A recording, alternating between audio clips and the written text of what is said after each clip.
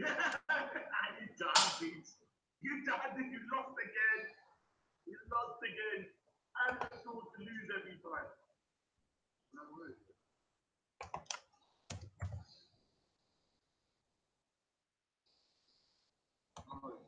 36-0.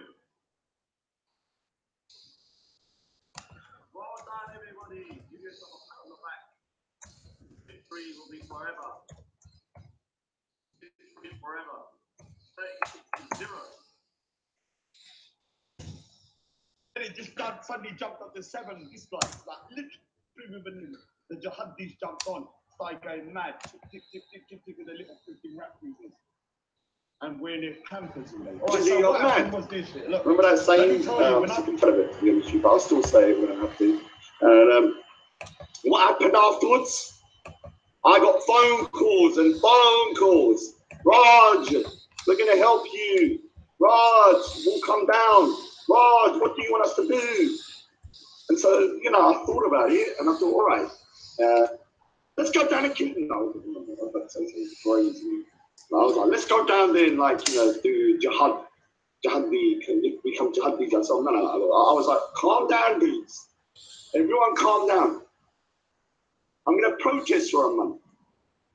Let things cool down. Let me make a point. This is why I was playing chess. Yeah, because when the next 4 players, what they do is just go straight to what you might call what we did today. Instead, I said, wait a couple of weeks, maybe 3-4 weeks, whatever, gather the troops, and then come down and make a statement. So I waited 3 weeks, and then I worked with Richard Inman. We big up Richard Inman from Veterans Against Terrorism. Really appreciate his support. Been on the phone to him, like, God knows I don't really chat on the phone that much, but obviously we've been chatting to Richard Inman. I had a lot of, and I'm going to say something, people are not going to like this, but I had a lot of Sikh support as well. But I told my Sikh brothers, don't come down. And the reason I told them not to come down is because I don't want to Sikh versus Muslim bullshit issue. This is Raj versus whoever. And so I didn't want it to become escalated into some kind of like religious stuff. So obviously then, you know, I've known about this I've known about this since I think the 16th of September when I was school at the park, and I've planned it with Richard Inman from the 18th of September. So everybody's saying I can't keep a secret. Take it back. Take it back.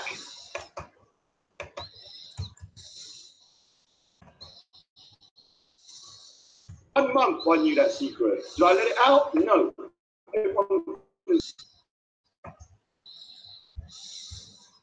I'm a loudmouth. Yeah, and trust me, there was like 5 different ways we were going to do it, but we went for the most civil way. Trust me. You see some of the guys down there, all built like freaking tanks, but we went for the civil way. What we did was like we don't want to be known as thugs. We went down there, gave our speeches, and they left. Yeah, and I'm going to say something. If the shit hits the fan again at Speaker's Corner, they're coming back. And it hits the fan again, they're coming back. If it hits it again, they're going to come back again. And again, and again, and again, and again, and again. So if you think this is just a one-off, yeah, all it takes is one phone call. One phone call. One phone call, and I'll get fucking 100 guys down there. If the place starts erupting like that bullshit it did there a couple of weeks ago. You know, keep on coming back. Yeah? This is not a race issue. This is not about race. Yeah? Richard Inman is not racist. I know the guy, he's a nice guy. It's not about race. I'll pick up Paul Shepherd. Yeah, Paul Shepherd, go to my, do you know what you could do for me? Go to my channel. I have my speech. If you could add like a track to it, that'd be amazing. And thanks for I only saw it now, literally 2 minutes ago. Thanks for the other track as well. I'll play it tomorrow so I can have the whole thing.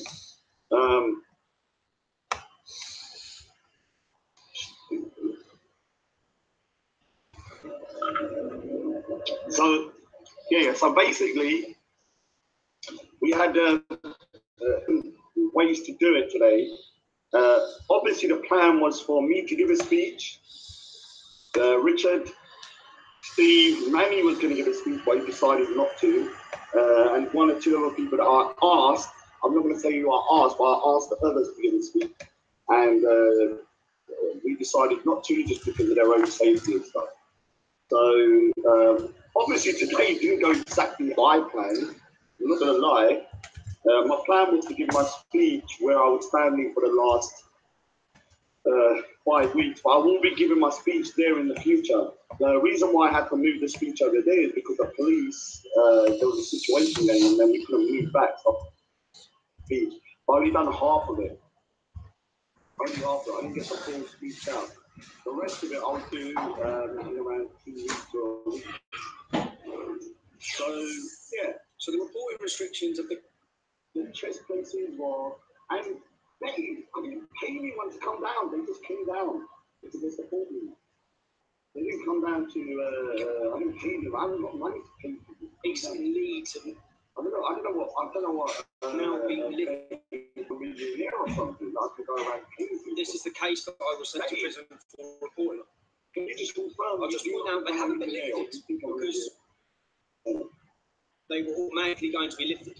These reporting restrictions would have been on for another possibly 12 to 18 months. Yes, I might do it. They've been lifted because the media are finding it. And the only reason why is because I'm in court on Tuesday and they want to be able to report it. The media challenged the reporting restriction on the case. Maybe I could just read it now. And I've seen some journalists saying this is the one that we couldn't report on. No, there's no logical reason why you couldn't report on what happened to those young girls.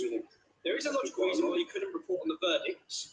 All right, I'll do it. Because that could prejudice the next report based on trial. I didn't report on the verdicts. I knew the verdicts. But this is what I'm stating in the case. That does not cause any prejudice. Now, people, this is the breaking news from this case. The breaking news from this case was on Friday afternoon when Judge Marshall automatically sent me to prison. He allowed the 10 men who are all now been found guilty, who are all now serving 220 years. He allowed those 10 men to go home. He had heard a full trial of evidence from 15 children that said the horrific and torturous crimes these men committed against them. Judge Marston let those men go home. One of those men, Sergeant Hussain, packed his suitcase and is currently in Pakistan, sentenced to 17 years in his absence. So, we've all seen how the judge, after hearing these 10 men, after seeing that there was not one witness, not one statement, but 15 children gave statements, the judge made the decision that these men posed no risk to the British public and were not a flight risk. One of them's gone. One of them has escaped justice. My point on each one of these cases is why are these men, their links to criminality, to drugs, to weapons, to prostitution, to child trafficking, their life of crime, why are they allowed to be walking the streets for a year, walking in and out of court, big smiles on their faces, awaiting trial? Why are the victims still left fearful of these men whilst they roam the streets? And what now this proves? My Canterbury court case, where I was given a suspended sentence, was the culmination of all that is wrong here at Iraq. The catalyst of this was planned speech and controversial behaviour on the 9th of September. I totally condemn Tan's behaviour and racist language, and although I strongly disagree with him, he still has the right to express himself without threat of violence or intimidation. After Tan was escorted out of Speaker's Corner, things turned nasty and a witch hunt ensued. And over the course of the day, people were bullied, intimidated, threatened and did violence, and in some cases actually assaulted like Callum from Titans TV. Others were bullied and received apologies, and some women were surrounded, intimidated and harassed. This is unacceptable and should never be condoned. I never apologised. Due to this, over the following week I was harassed and received threats of violence that would be removed from the park by force if I did not apologise. I stood firm and came to speak at this spot following Sunday King's protest, where I remain till today. My aim was to highlight the brutal intimidation and forced implementation of religious blasphemy laws in relation to criticizing certain ideologies like Islam. Throughout the day, I was harassed and received threats to leave Speaker's Corner to apologize. I refuse and repeat my catchphrase, I ain't paying that bullshit, Jizya, you're mad, in response. This phrase, although humorous, there's serious meaning behind it. The jizya tax is a protection tax under Sharia law, which is to subdue and demean the non-Muslim or profane into submission. Under Sharia, the payment is money, but under Speaker's Corner Sharia, the payment is apologies, begging for forgiveness and shutting your free speech. After hours of abuse and threats, I was escorted out of Speaker's Corner by the police for my own safety, followed by a baying mob and taken to safety. For the mindless mob, this was a victory. In reality, they had lost, as this only strengthened my resolve to come back and express my freedom of speech and protesting. Over this time, you may have seen my chessboard and Connect 4 set up with the slogan, I am playing chess and you're playing Connect 4. This might seem like the behavior of a madman, but the message was simple, which is my game plan was sophisticated and 10 steps ahead, which is akin to playing chess, and in comparison, the violent savage mob's game plan was as simplistic as playing Connect 4. I was called a misfit, a beta male, a weirdo. To those people I say, yes, I am all of those, but guess what? You're ultimately going to lose to misfit, beta male, and weirdo. As intimidation, bullying, and violence will only get you so far before you're exposed for the bullies that you are. The biggest hypocrisy, though, is a reason for me and others being bullied and forced out of the park as hate preachers. For me, it was highlighting the issues like Asian Muslim grooming gangs, extremism, terrorism, and issues that affect us all. These issues are real, but now we have come to the ludicrous and sad point in the UK where facts are now classified as hate facts. I want to ask the individuals that want me out of Speaker's Corner for being a hate preacher, do they also want their fellow brothers out? As a hypocrisy of calling me a hate preacher when there are individuals here that condone terrorism, extremism, and hatred is mind-blowing. Ask yourself this, is it hate speech when Muslims openly support a barbaric legal system like Sharia law that calls for the execution of apostates, homosexuals, transgenders, blasphemers, adulterers, etc., with actual real-life consequences that are truly hateful, like chopping off heads and hands, throwing gays off buildings and stoning adulterers? Is that not hate speech? Throughout the last year, I've had countless Muslims openly agree and justify this barbaric system, and others wanting to implement it in the 21st century Britain. But I am condemned as a hate preacher for criticizing and opposing it. Does that sound logical to you? But even though I condemn this practice, I will still defend your rights to express your views supporting it. That is the beauty of free speech, as it allows us to express our true feelings, and in doing so, we can expose and challenge the bad ideas and embrace the good ideas. And in my opinion, blasphemy laws and Sharia law is a mother load of bad ideas. Now, that's what I read at there, and obviously I managed to do that in like 4 minutes, 5 minutes. Unfortunately, because I was shouting, it took double their time, so I couldn't do the rest of my speech. So the rest of my speech I'll read now, which is only maybe like 3 minutes, but it would have taken me another 4 to 5 minutes. So the next one is now, so this is the second part of the speech that I didn't get a chance to read, and this is the rest of it now. The next part of my speech is about the future of the UK and multiculturalism. Over the last 25 years, I've seen the Asian community, which comprises mainly of Sikhs, Hindus, and Muslims, start to go into separate and very distinct directions. Although I condemn the history of the British colonial past, and especially slavery, I do classify myself as British. To be more precise, I am British by nationality, Punjabi by ethnicity, and Sikh by faith. All three of these components have created the person I am today. Take one component out and I would not be the person you see standing here. The biggest issue that has arisen based in the UK now and in the future is the issue of integration. When I speak to the various communities in the UK and ask the question, are you British? The answer, depending on the community, varies drastically. For me, if you're a permanent UK resident, the answer should be a simple yes. The Sikh and Hindu community have on the whole embraced being British without losing our unique identity. But the sad truth is that to a lot of people from other immigrant backgrounds, this is either difficult to answer or is a categorical no. And this is going to be controversial. And once again, I do not speak for the Sikh community but myself. The Asian, Sikh and Hindu community on a whole have been successful immigrants to the UK and are excelling in all areas.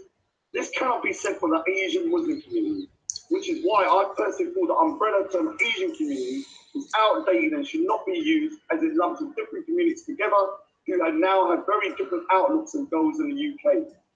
And although I do not have kids, but I do have nephews and nieces who I care for and want the best for in the future. In order for that to happen, the UK needs to be unified, and we need to accept we are British, embracing unique cultures and faiths too. And to any racists and bigots out there that we can't be British, I say shut up, as I am British Sikh, and you cannot do anything about it.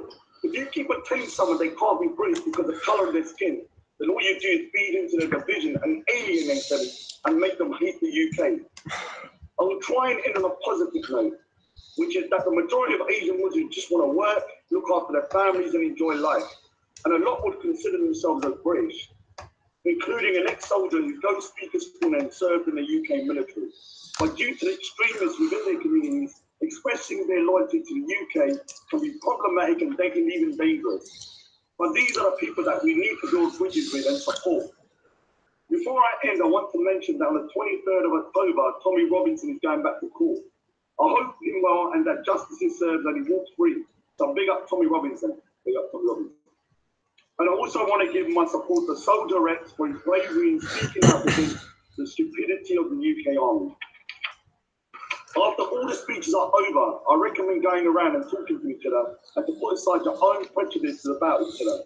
And the only way to move forward is to talk openly, which is why Speaker's Corner and free speech is so crucial for the UK.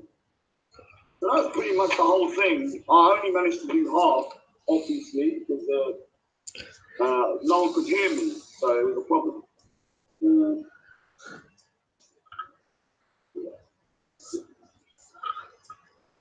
Hold on. So, but the Marsh, Sinder, you little prick. Obviously, I'm going to block you in a minute. When did I say I'm siding with Hindus? I said the Hindus and the Sikhs have different goals within the UK, you little prick. Does that mean I'm siding with Hindus? You're blocked. Never one blocked. Alright, so I'll probably read that next time when it's a bit quieter, because obviously that's gonna let me read what people think. I don't know. Were you even listening? I don't know. Were you even listening? Let me see if it is really good. Gonna read. Alright. I ain't paying that bullshit, man. I'm freaking broke. It's killing me, man. I need to put the fan on because it's too high, man. I like high on, but I can't bother to take it off. I like really high. God bless you, Raj. I got many talents. This is the thing, a lot of people don't realise. You know? Yes, Manny, Sinder, I've got my own things to do, you lunatic. Give me time. Can I ask you something, Manny? Can we play my speech from my channel on your channel? Then I'll come over. Obviously, the speech that I recorded from my camera. Answer yes, and I'll come over soon. You are playing a DZ at Twinkle. You went mad on me today. Did you see his tweed coat? Did you see that tweed coat? Oh, I'm gonna say something here. There's gonna be a video being put up here that I'm gonna put up in the next 1 or 2 days. And let me tell you something. I'm gonna get a lot of stick for this video. I'm gonna get a lot of stick for this video. I'm gonna show you a little clip of it. Now, what happened was that we were standing there, and obviously there was me, there was Hassan, there was Sophia, and as we were saying there, standing there, we had some. I'm going to say something today. Yeah, well done to some of the Muslims that come over, and I was so civil towards Sophia. like, you know, really great. Yeah, I was impressed. You don't have to agree with someone, but they were still civil. They apologized for their behavior and the way that. And one of the ladies that came over was a Muslim lady, a white convert. Yeah. And she came over and she, you know, said sorry for the behavior and she apologized for them treating her so badly, Sophia. And I was like, oh wow, that's great. So this lady here. Would you be happy for her to be stoned? Would you be happy for your daughter to be stoned? Would you be happy for your daughter to be stoned? So you had this. Would you stop it? So what happened is that you had this like nice this nice mum who's a Muslim convert. European, she's British, but and she'd come over. She was so nice to Fia. But then, you know, I started asking questions about Sharia law and what would happen. Raj bullying Muslim women. What Muslim women? Is that bullying? Asking about Sharia law? Are you a prick, Raj, turban of Raj? If she's come to Speaker's Corner to speak to me about certain issues to do with transgenderism, I'm going to ask her about that issue. Yeah? So what happened was that as she was speaking about that, and I felt a little bit bad, yeah, that I'm gonna block you, Turban of Raj, in a minute, yeah. So I was a little bit thingy. So one of the things I'm sick and tired of listening to, yeah, I'm sick and tired of listening to, is you have people coming over, speaking quite civilly. Then you scratch the surface to ask them what their thoughts are on Sharia law, and you realise that these normal civil people have some of the most abhorrent views when it comes to kind of like, you know, blasphemy, homosexuals, apostates, adulterers, and listen to this here. So I asked her, would you want your daughter to be stoned? Listen, I asked her, do you want your daughter to be stoned if she was adulteress? Listen to this madness. So you support the death penalty for blasphemers, apostates, homosexuals? Does that sound moral to you? I don't know enough about blasphemy. I'm asking you a simple question. Does it sound moral to you? I'm asking you a question. Forget your Muslim hat. Does it seem moral to you as a human being to accept death penalties? No. I'm asking you. You are a human being as well. You're not just a robot. So hold on. So opinion. Do you think it's? My opinion is what the name says. So you're okay with the death penalty for all of these particular acts, like homosexuality, adultery? If it's stated that that's what the law is, then I have to say that I cannot speak louder than the Creator. And what if your daughter committed? What if your daughter committed a sexual act out of marriage? Would you stone her? I couldn't do the job. Would you be happy for her to be stoned? I couldn't do the job. Well, would you be happy for her to be stoned? Would you be happy for your daughter to be stoned? Would you be happy for your daughter to be stoned? Would you stop it? I would accept it because it's what my Creator said. What can I do? What does me not accepting it not change anything? How does me? Do you think God really wants to stone human beings for adultery? My father died as a non-believer. Okay, how does the fact that he's gonna go into the hellfire from my understanding? Okay, I don't know. I can't say 100% sure, but he's gonna go to the hellfire. So he's going to suffer. I like that. So you're saying that God would punish a man for not believing in him, but he's okay with people being put into holes and stoned to death. Does that sound normal to you? It does. You are saying that someone didn't believe in God, so they will be punished by God. What I'm saying to you, you as a human being are okay to kill someone or execute someone, or somebody doing it on some. Let's just say that under Sharia, you're okay for somebody. You are okay for a homosexual to be killed of a tall building, under Sharia. Tell me where. In Sunni Islam, but it said that the people in the street carry out the No, it doesn't matter who carries it out. The ultimate thing is it's still dead. You want to take the laws, what you think are right and moral, but not what God is. God cannot be moral if he wants to kill people. Okay, but they don't have to live under Islamic State, innit? So you're telling me that somebody doesn't believe in God and that God is so loving, he's going to punish you for eternity for not believing in him. But it's okay for you to be put to the ground and stoned to death and to be chucked off a tall building. Homosexual, transgender, adulterer, fornicator, no punishment is going to come upon them because they're not a Muslim. So get it was insane to listen to, yeah?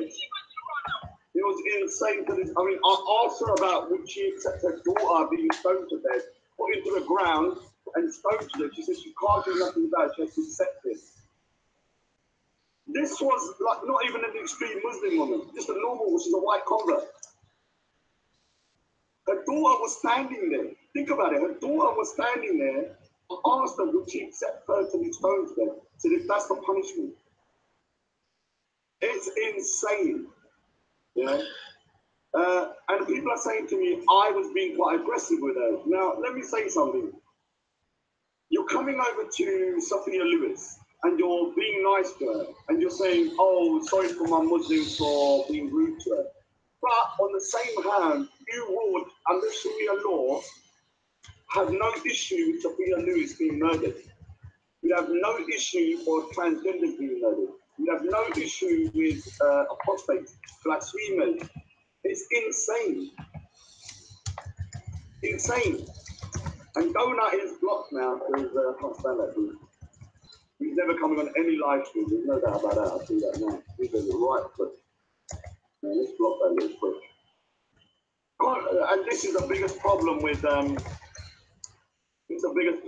what I call it's Sharia Donut. I'm going to chuck you in a tall building at the moment. You okay with that? So bye-bye.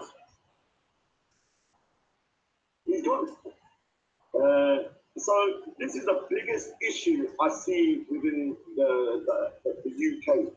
You have people walking around, seemingly normal people, that think it's okay to kill people for sins, like maybe adultery, blaspheming. It's insane. Now, I'm sorry, I'm going to say something very, very, very, very brutal. You're savage. Savages. I cannot live with people like you. If you walk around in your own head thinking it's okay to do X, Y, Z, you're a savage. You don't even have to commit the sin. You don't even have to commit it. You're a savage. This is why we're having problems within the UK, because you've got a lot of people thinking like this. How can you walk around being nice to Sophia Lewis when if it was under Sharia, you would have turned her in and you would have had no issue with her being chucked off of a building. In fact, you might have been one of the people that actually kind of maybe dobbed her in.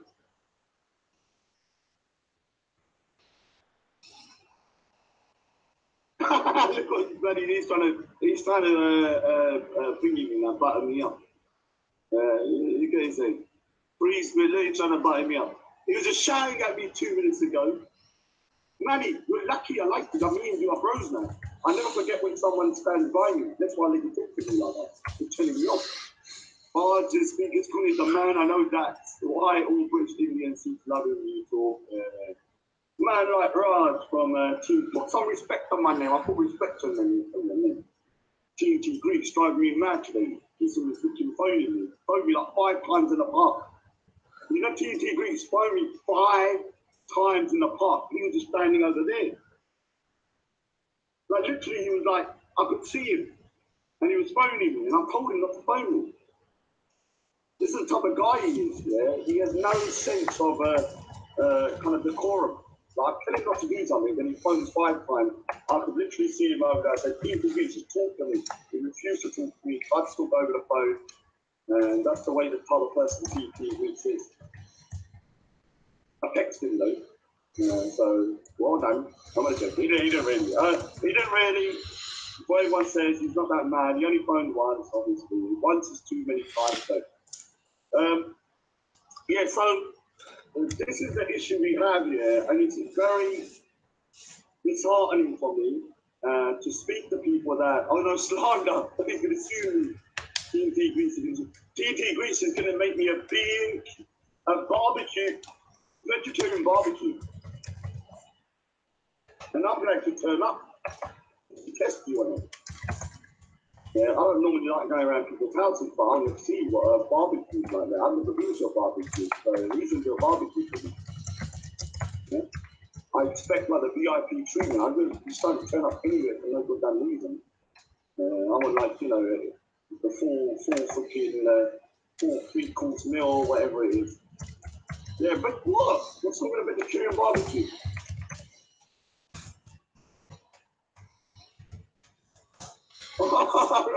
Oh, thank you, Dawn Lucky. You look very handsome.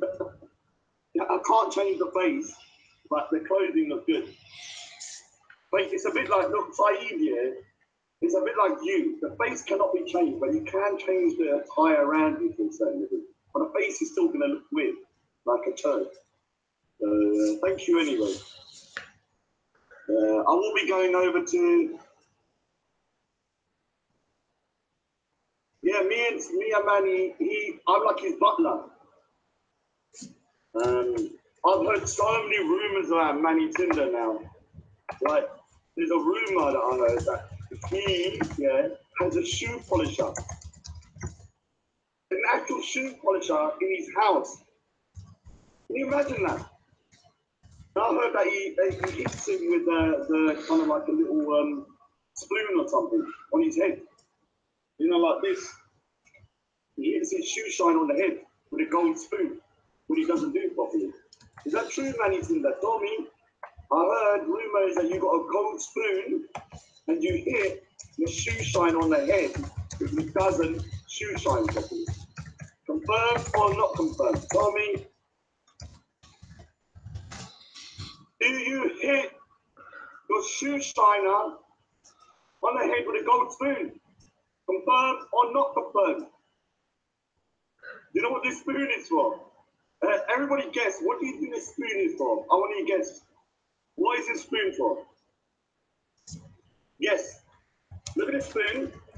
What is it for? Why have I got a spoon over here? It's always there. What is this spoon for? Let's have a look. Baked beans, shoes, heroin. Yeah, you're right, actually. Yeah, a bit like for Yuri, rods and fire. Thanks, man. Heroin. No. Now, for the Sikhs, they're going to be shocked. For the Sikhs, sit down. If you're Sikh, sit down. If you're Sikh, sit down. It's on my turban.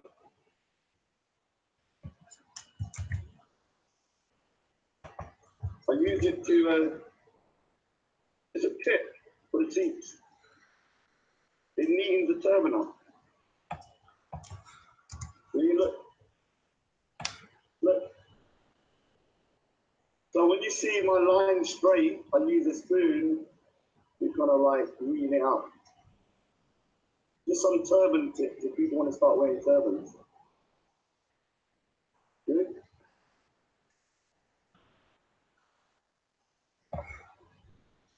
That's it.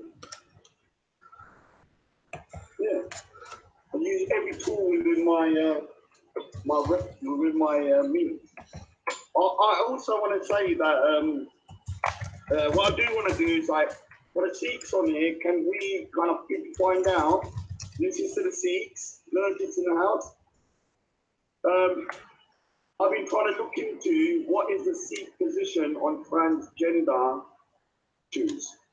And I've researched, obviously, because what's happened, just so that people know, people have been contacting Sophia Lewis, Muslims obviously, with your husbands, saying that Sikhs not only don't agree with transgender issues, we kill transgenders by stabbing them in the stomach with our ceremonial swords. So think about that. People are emailing, people are emailing her and saying that Sikhs, remember these are Muslims that agree with chucking them off the building, saying that we go around killing transgenders. Yeah. So obviously I sent the Turkish I've sent a link to a guy called Bai Jagarsi who's done an amazing. Bai Jagarsi, RIP, big up, big Bai Jagarsi. He's one of the guys that a lot of people look to. He's died last year, and we do. There is actually a transgender website for Sikh transgenders, and so it doesn't matter even if there's one. How do you treat them?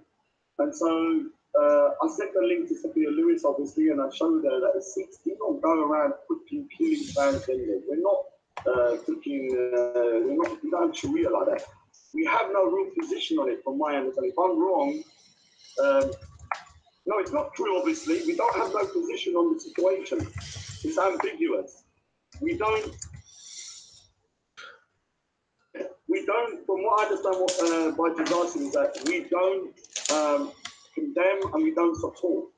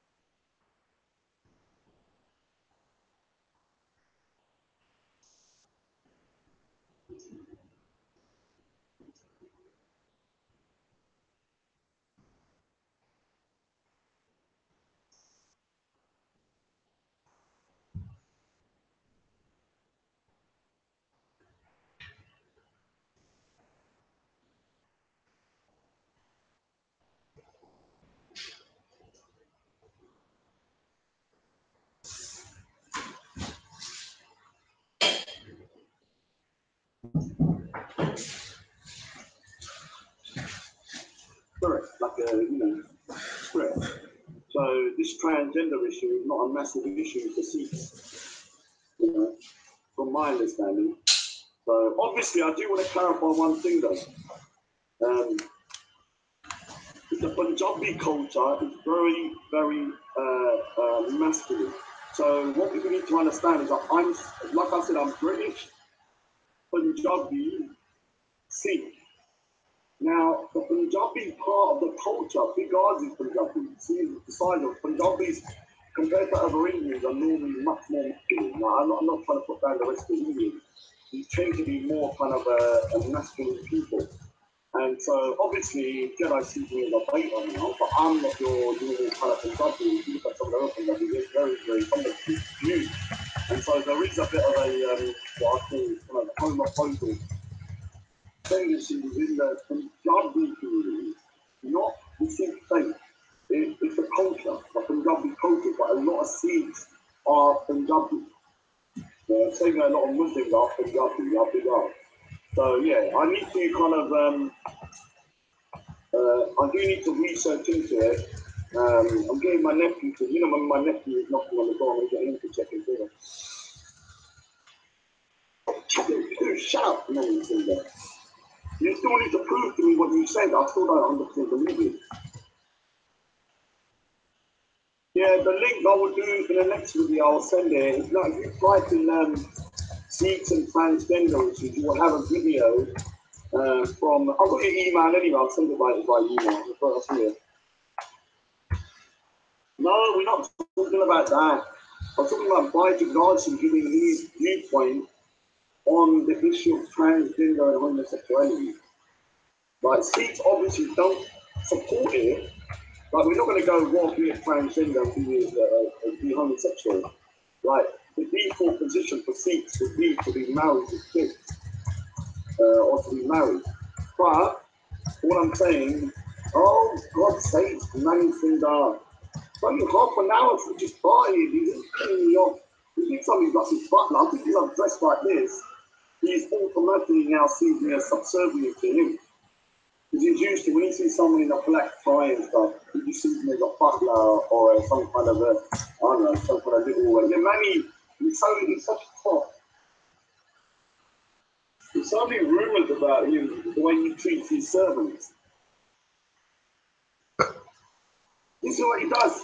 When one of his servants, he has gold spoons like this. When one of his servants or one of his shoe shiner or butler does something wrong, he just starts clapping him on the head. Like that. Is that true? You just start clapping him on the head. That's the type of person he is. And he wears tweed as well, which is insane.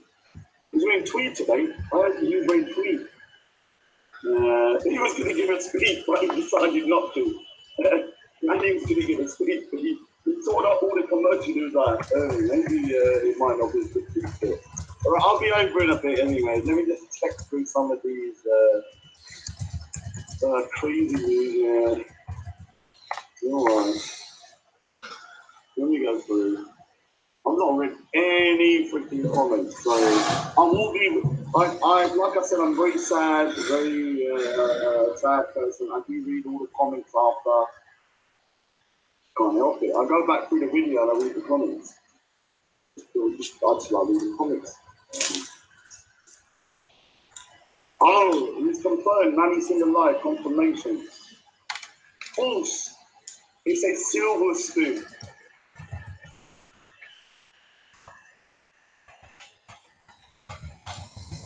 What servant? In 21st century Britain, you have a chimney sweep as well, like a chimney, one of those little chimney sweeping your chimneys in like Victorian London. I can imagine that. Yeah, I'm not going on to the Tommy trial. Yeah, it's 99% sure.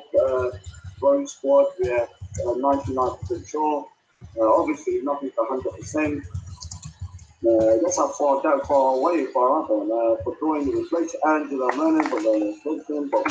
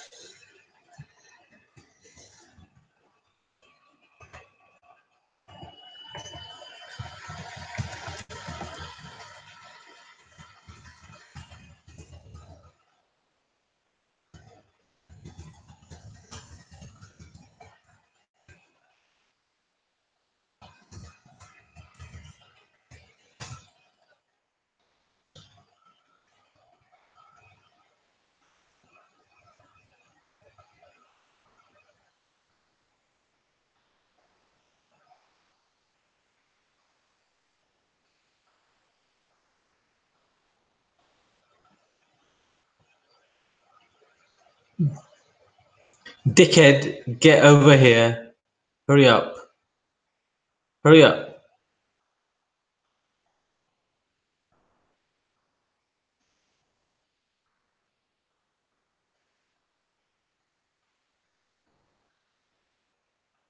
Right, hurry up.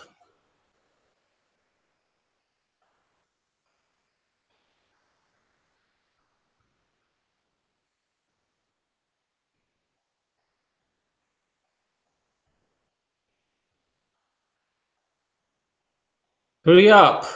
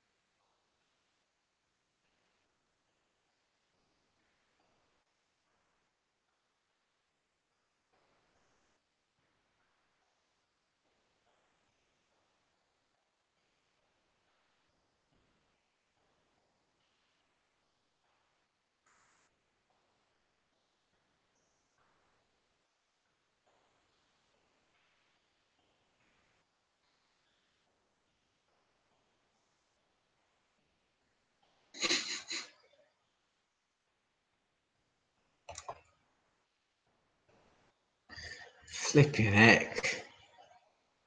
Finally finished that bloody live stream. Right, he's going to get a bollocking when he comes on here. Let's get him on first.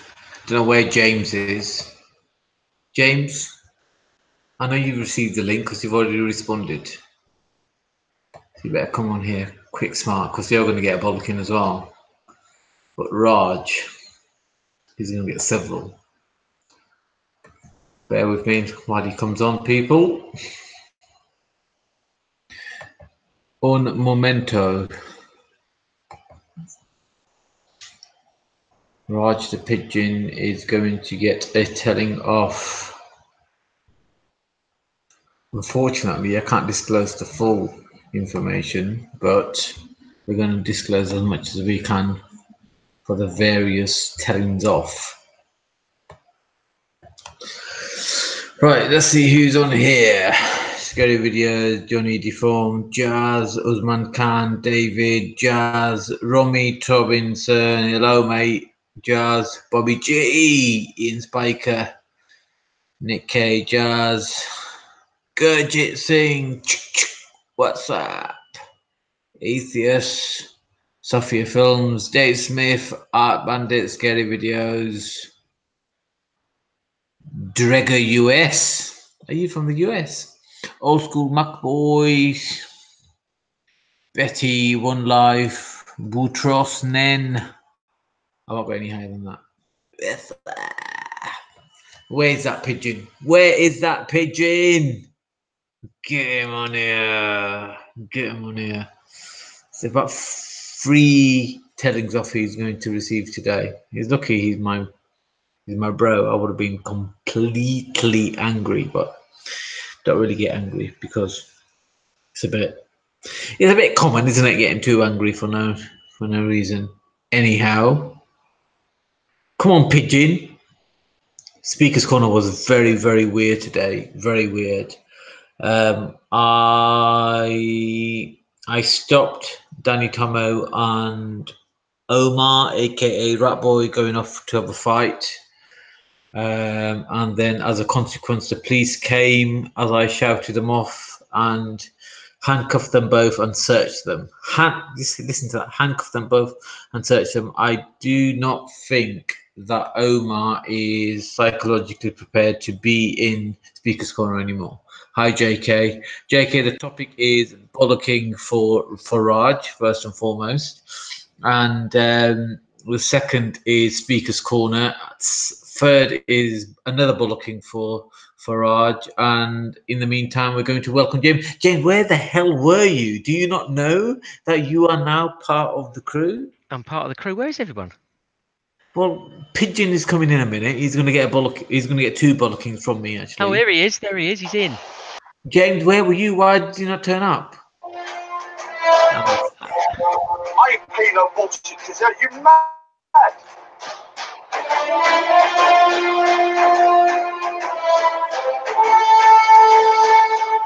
I'm gonna chuck a cocoon down your throat.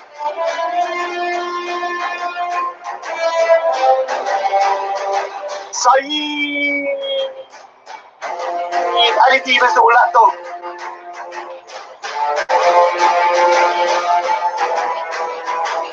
You got a dwelling prick.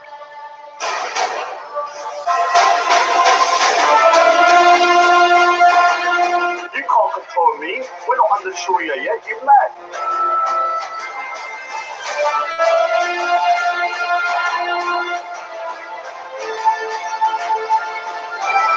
The coup.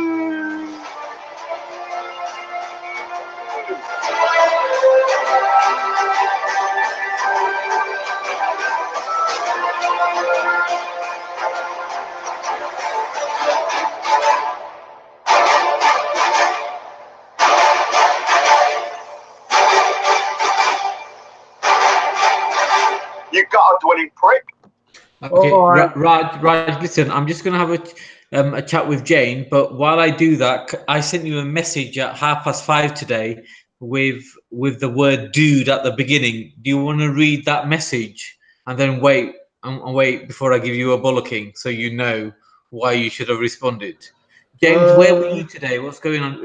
Raj, that particular message started with the word dude, D-U-D-E. James, where the hell were you today? I had another sleepless night. What You message? are you trying to tell me you were on that flipping Discord? I got off it at a reasonable time. But I thought I'd just nod off. As soon as I get back, I thought I'd be fine. But as soon as I got back into the sack, I thought I'd be great. I'll nod off, but I didn't. I was What is that? couldn't Can you sleep for some please reason. get off that fucking thing so we can make some bloody money? Can you please? Can you please? I want to be a billionaire. Come on. Can you please, for the love of money, just stop doing that? Raj, did you read that message? From where though? Where is the message? 5:30, I sent you a paragraph starting with the word dude. I don't read your messages. That's Oh, why all you're gonna... right. Oh, sorry. Man. Right, read that message and feel Oh like my shit. God. Do you feel like shit? Oh no, I do feel like shit. Yeah. Sorry, bro. Can you see why this modern world of programming and computers, that if you act like the way you did, you're going to offend people? Yeah, I really approve. Oh yeah, I'm sorry, man. I'm sorry. I didn't even look at my phone What? until But do literally you a little expect while me ago. to read your messages when you send them to me? But I didn't even know. I've been No, so no, busy no, today. no, I didn't. no. Mr. I didn't Singh, check. Mr. Singh, I Mr. Singh, apologize, man. my question to you is, do you expect me to read your messages when you send them to me? Yeah, I do expect you, but not within And reasonable when you time. call me, Yeah. when you call me, do I not pick up the phone or call you back immediately? Yeah, I know, but you know, today I apologize. I'm not going to make no excuses. That's all I can do. I can just apologize to you. You think I really about that. apologize. You just sit in that moment of humility and just think about it. Do you mind if we talk about this privately afterwards? No, no, we're not talking about it privately because there's nothing to say. I know you should be feeling like shit. No, but I mean to elaborate on what you've said Wait a in minute, the 1 minute, text. what? Can you give us a clue, guys? What's going No, on? no. I don't want to talk about it. It's too. It's not something that I want to talk about. I don't think it's to talk about online. So No, we won't talk about it online. But I'll tell you offline yeah, if you could tell next me time I offline, see yeah. you. Yeah. I mean, even to James, I don't mind discussing that with James because James is sound as a pound. Sorry, James. So listen, I'm really talking to Raj and James. I'm talking to everybody in the world. I have a big problem. I've made James my business partner, and he's super flipping epic. But just like druggies have a problem with drugs, James has a problem with this chat system called Discord, and he's addicted. It's all true. James, It's what been do I like a have? week. It's been a week, and it's very addictive. It's mostly bullshit, and you're not going to convince anybody of anything. But we have when we're not discussing stuff, there's a few people that you have friendly banter with. It's quite entertaining. Fair enough, mate. Mate, you missed an epic day at Speaker's Corner. Speaker's Corner has expanded from that 50-meter area to now to that area right at the front of Speaker's Corner as you enter into the park. Yeah, look, I watched a video. Yeah. And it was basically the police sandwiched between the two groups, and then Raj was delivering a speech that we can't hear, incidentally. Impossible to hear. Not that I need to hear it. I'm sure it's Raj's normal speech. I'm sure Raj is going to give that speech in a minute, and I'll give. think he do you want to read it again? Because I've read it on my own life, so I can read the whole thing to you if you want. You can read it if you want, but I'll go to the But toilet. let James finish first. Go on, James. No, so I watched a couple of videos. I saw that a video with you, Manny, and Raj standing by the railings. That's when I was making him feel good looking, wasn't it? Yeah. Oh, yeah, because Raj was looking a bit pucker today with his fancy tie. Yeah. I was getting a lot of That's the security guard. I had a lot of mujahideen kind of salivating over me. I have to say that's a much better look, dude. Yeah, but I don't feel comfortable in this look. That's because as they don't need any more security guards, right? Yeah, the thing is, I dress for comfort, and the kurta pajama. I'm sorry to the West, your clothing is very uncomfortable, and the kurta pajama, the Indian clothing, is just amazing. You need to start wearing it. Trust me. Once you wear a kurta pajama, you don't want to wear any other clothing. It's basically cheap pants and top, James. If you want No, to do it's work just for no, pajamas. it's just so kind of comfortable and freeing. So But what Ka- was you gonna? Yeah, I've read the text about the groomer. groom. Okay, we'll get to that in a minute because I'm going to play a video in regards to that. Yeah, So so I let's. sort of watched I watched a couple of videos, not much. I saw Modine talking to Sophia. That was a bit of a car crash. Was it what was when you say car crash? What do you mean? Well, I think he was trying to explain why he had flirted with her, but he didn't do it in a very good way. He said some stuff, and then he kind of went off on one and started talking about the Yemen, and she looked very, very bored. And at one point, I think he said something like something God, and she said, I'm sure she said, I don't care about your God, or something like that. She just looked so bored. But yeah, I didn't watch it all. It was a bit daft. But and then I think all the Tommy people were moved out at that point, so he got distracted. But I watched a couple of videos of people shouting at each other. I saw Deep was shouting at heckling Raj. Belial was there. There was some Chelsea supporter that was screaming and shouting. There was a few thugs at the front screaming and shouting. It went pretty well, I thought. Yeah, but Well, the problem is the message. To got me, the lost. message is, yeah, because what you've got is ordinary people just see that as thugs. They won't see it as like, you know, there is a Really? message. There is a message. There's a message to Hold be on, delivered. hold on. There was no violence. There was just people with a heated debate. Now, over the last few weeks, you've had people coming into Speaker's Corner, intimidating and bullying people. Now, these guys, yeah, I'm telling you straight now, for you lot, because what you don't understand, they called me 2 days after, the day after I was escorted at the police out of the park.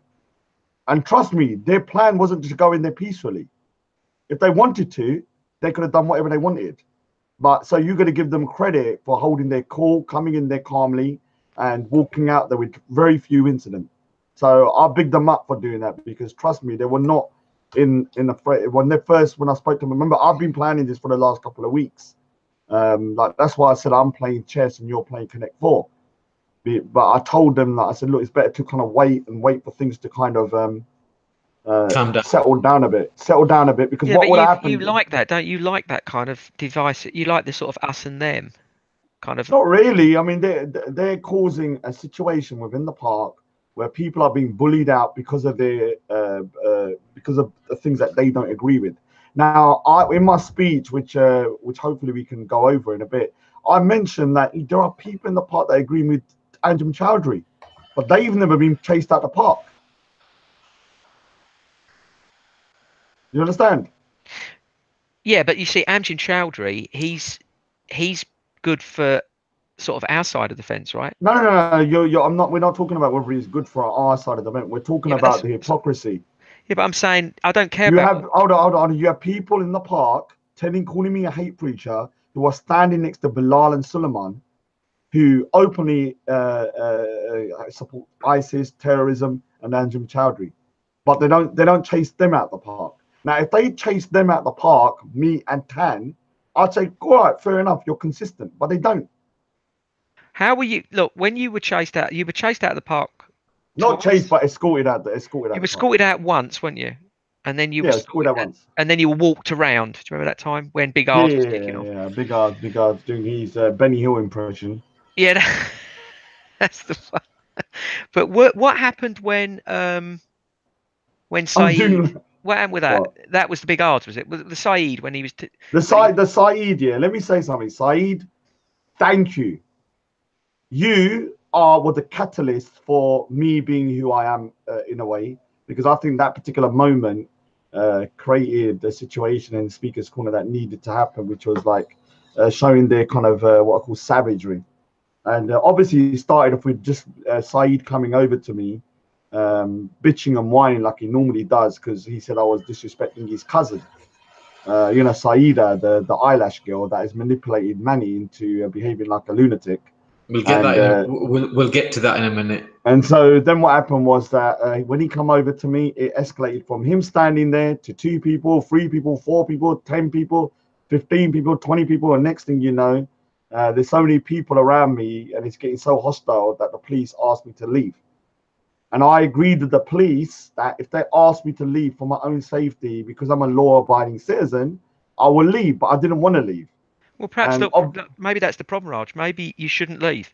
When they ask you to leave, maybe you should say, "I don't want to leave," because I think they're just going down the path of least resistance. If we can get you out, then problem solved. But that's not right, is it? People yeah, shouldn't be forced out.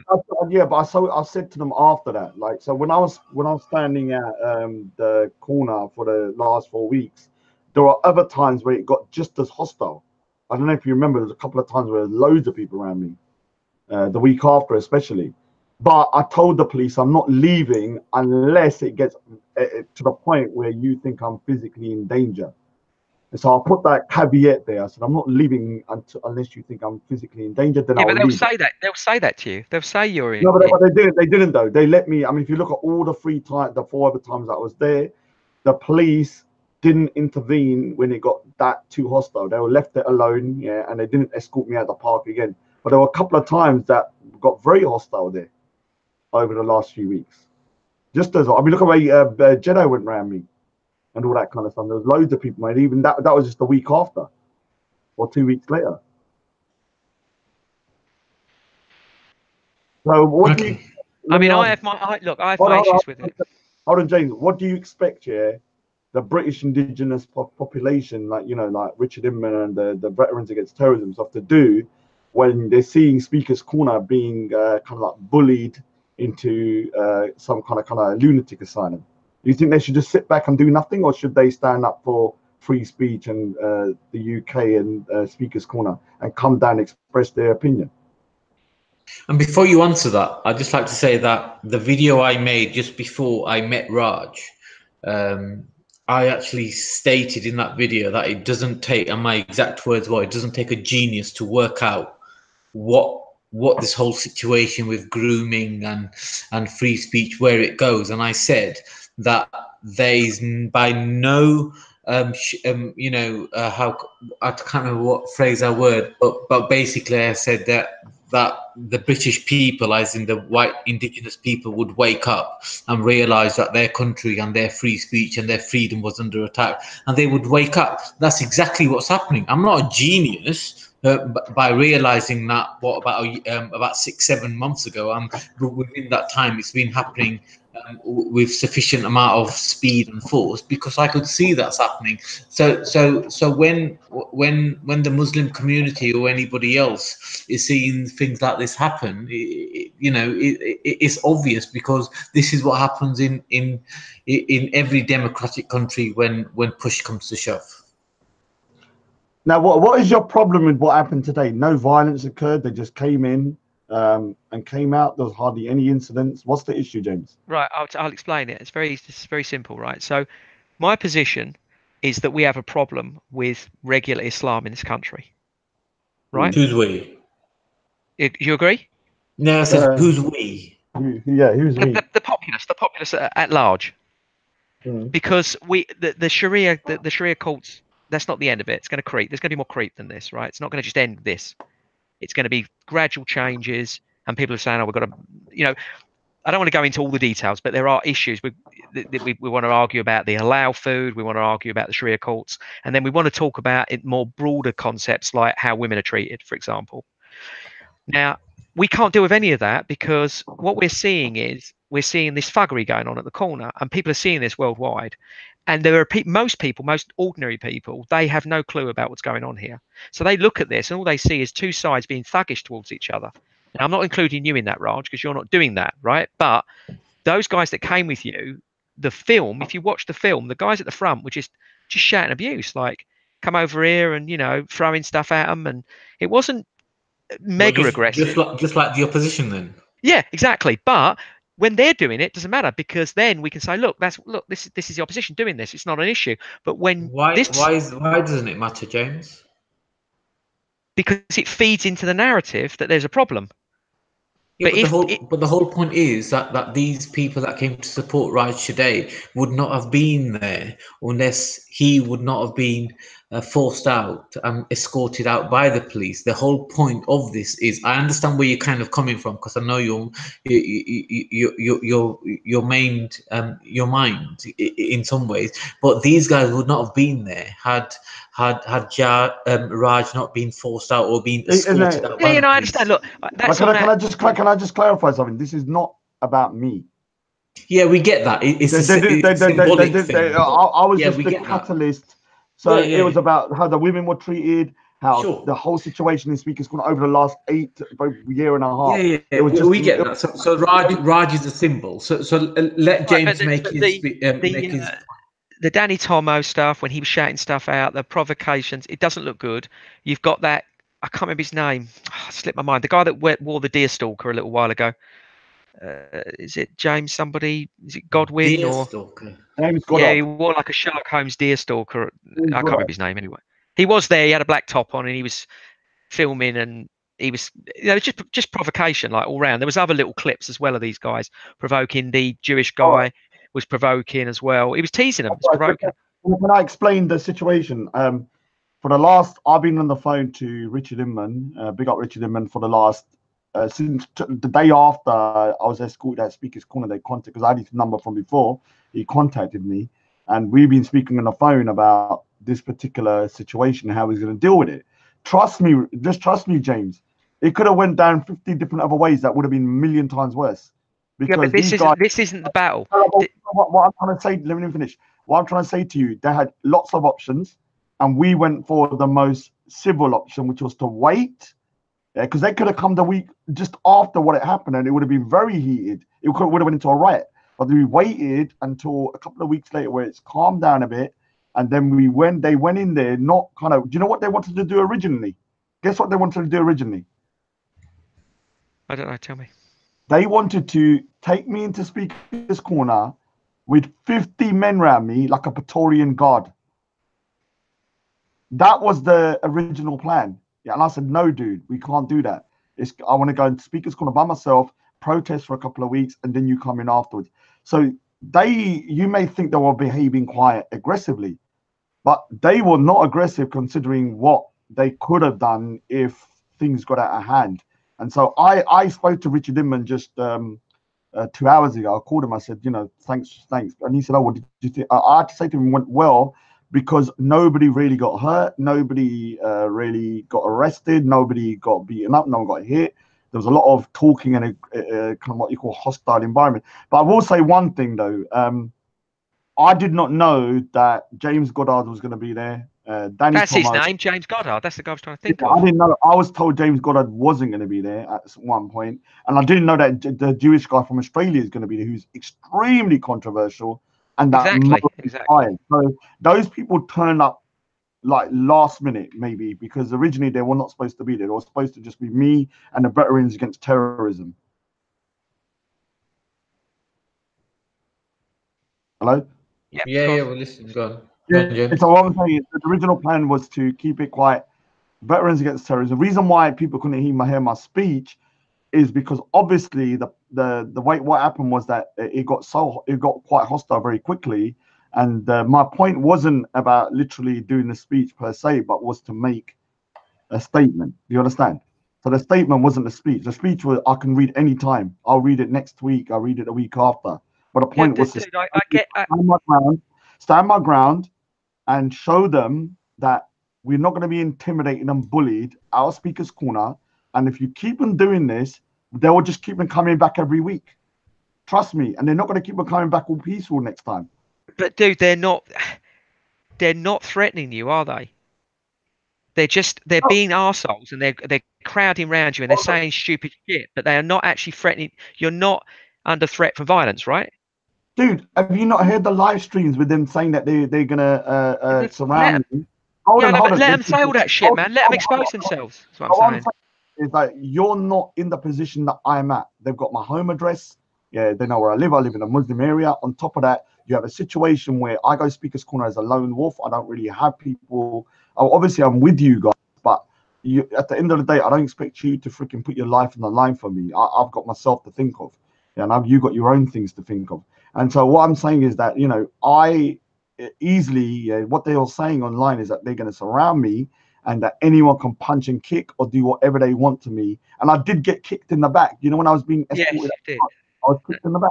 It was snidey. I accept all of It, that, it, dude. it didn't hurt because it wasn't they kind of missed me to a certain. Everybody hit my back.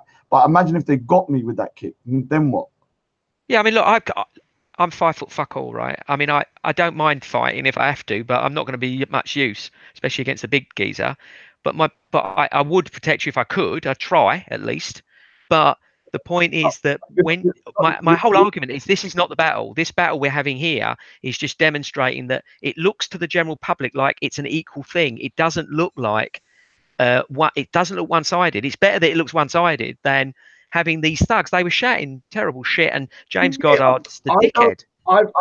I've said to them, yeah, that the one even about Tommy Robinson and all that stuff. I can't stand the fact that they start saying F Islam, Muhammad is this. I can't stand that bullshit. It's so stupid, trivial.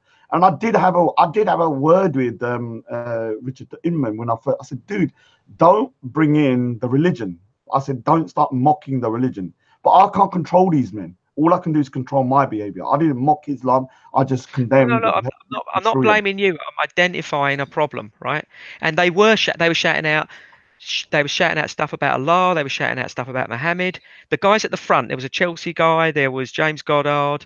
There was another guy that was through something. They were shouting stuff out. They think that they're helping, that they're going, oh, we're going to stand up to these guys. Fine, I get that, but to the general public, they look at this and they go, yeah, it's exactly what we thought. Thugs and these Muslims, they're not representative. It's just a religion of peace, and this is nothing. So the real message is being lost. The actual thing that we need to be dealing with, which is a very real threat, the moderate threat. Everyone's going on about, oh, it's these extremists. It's not these extremists. It's the moderate threat that's the problem. It's the creep. That's the problem. You're being. I understand where you're coming from, yeah. But let me explain something, yeah. Even within this, I'm going to put it this way: in the Sikh faith, yeah, within the Sikhs, there's a military order called the Nihangs. The Nihangs, yeah, are very hostile people. It's hard to even talk to some of these guys. They're so militaristic in the way they behave, the way they look. They're a necessary evil sometimes, in the sense that when the shit hits the fan, you sometimes need these guys. But they're not evil, though, are they? Don't use the word evil. They're good. They're good people. I'm saying that they can be very hostile in the way they are because they're so kind of gung ho. Yeah, but Raj, what I'm saying to you, these people. Yeah, but let me explain. When you turned up with the SAS, when the SAS guys came. Let me finish. When those Sikh guys came, that with you and Manny, yeah, the SAS guys, there were 3 of them, I think, and there was another chap as well, another Sikh guy. They were strong. They stood there. They weren't aggressive. They were softly spoken. They were like a credit to their religion. These are the guys you need, not these fucking guys shouting Allah is gay. This is it's a totally shit message. Well, I kind of let me address that. I kind of understand that, James, because that's why I didn't give my speech, because when I realised that was being said, I kind of turned around to Raj and said, I don't want to give my speech. Hold on, can I clarify something? Then I salute you, because that's the right thing to do. Hold on. I need to clarify because now the Sikhs are gone freaking mad. The Nihangs are badass. They are what I call our military class. So I'm not saying they're evil like that. I'm just saying that they can be pretty in your face. Like I've met a couple of them and like they're pretty in your face. But that's sometimes what you need, like that type of person when the shit hits the fan. What I'm trying to say to you, nothing really happened today. Yeah.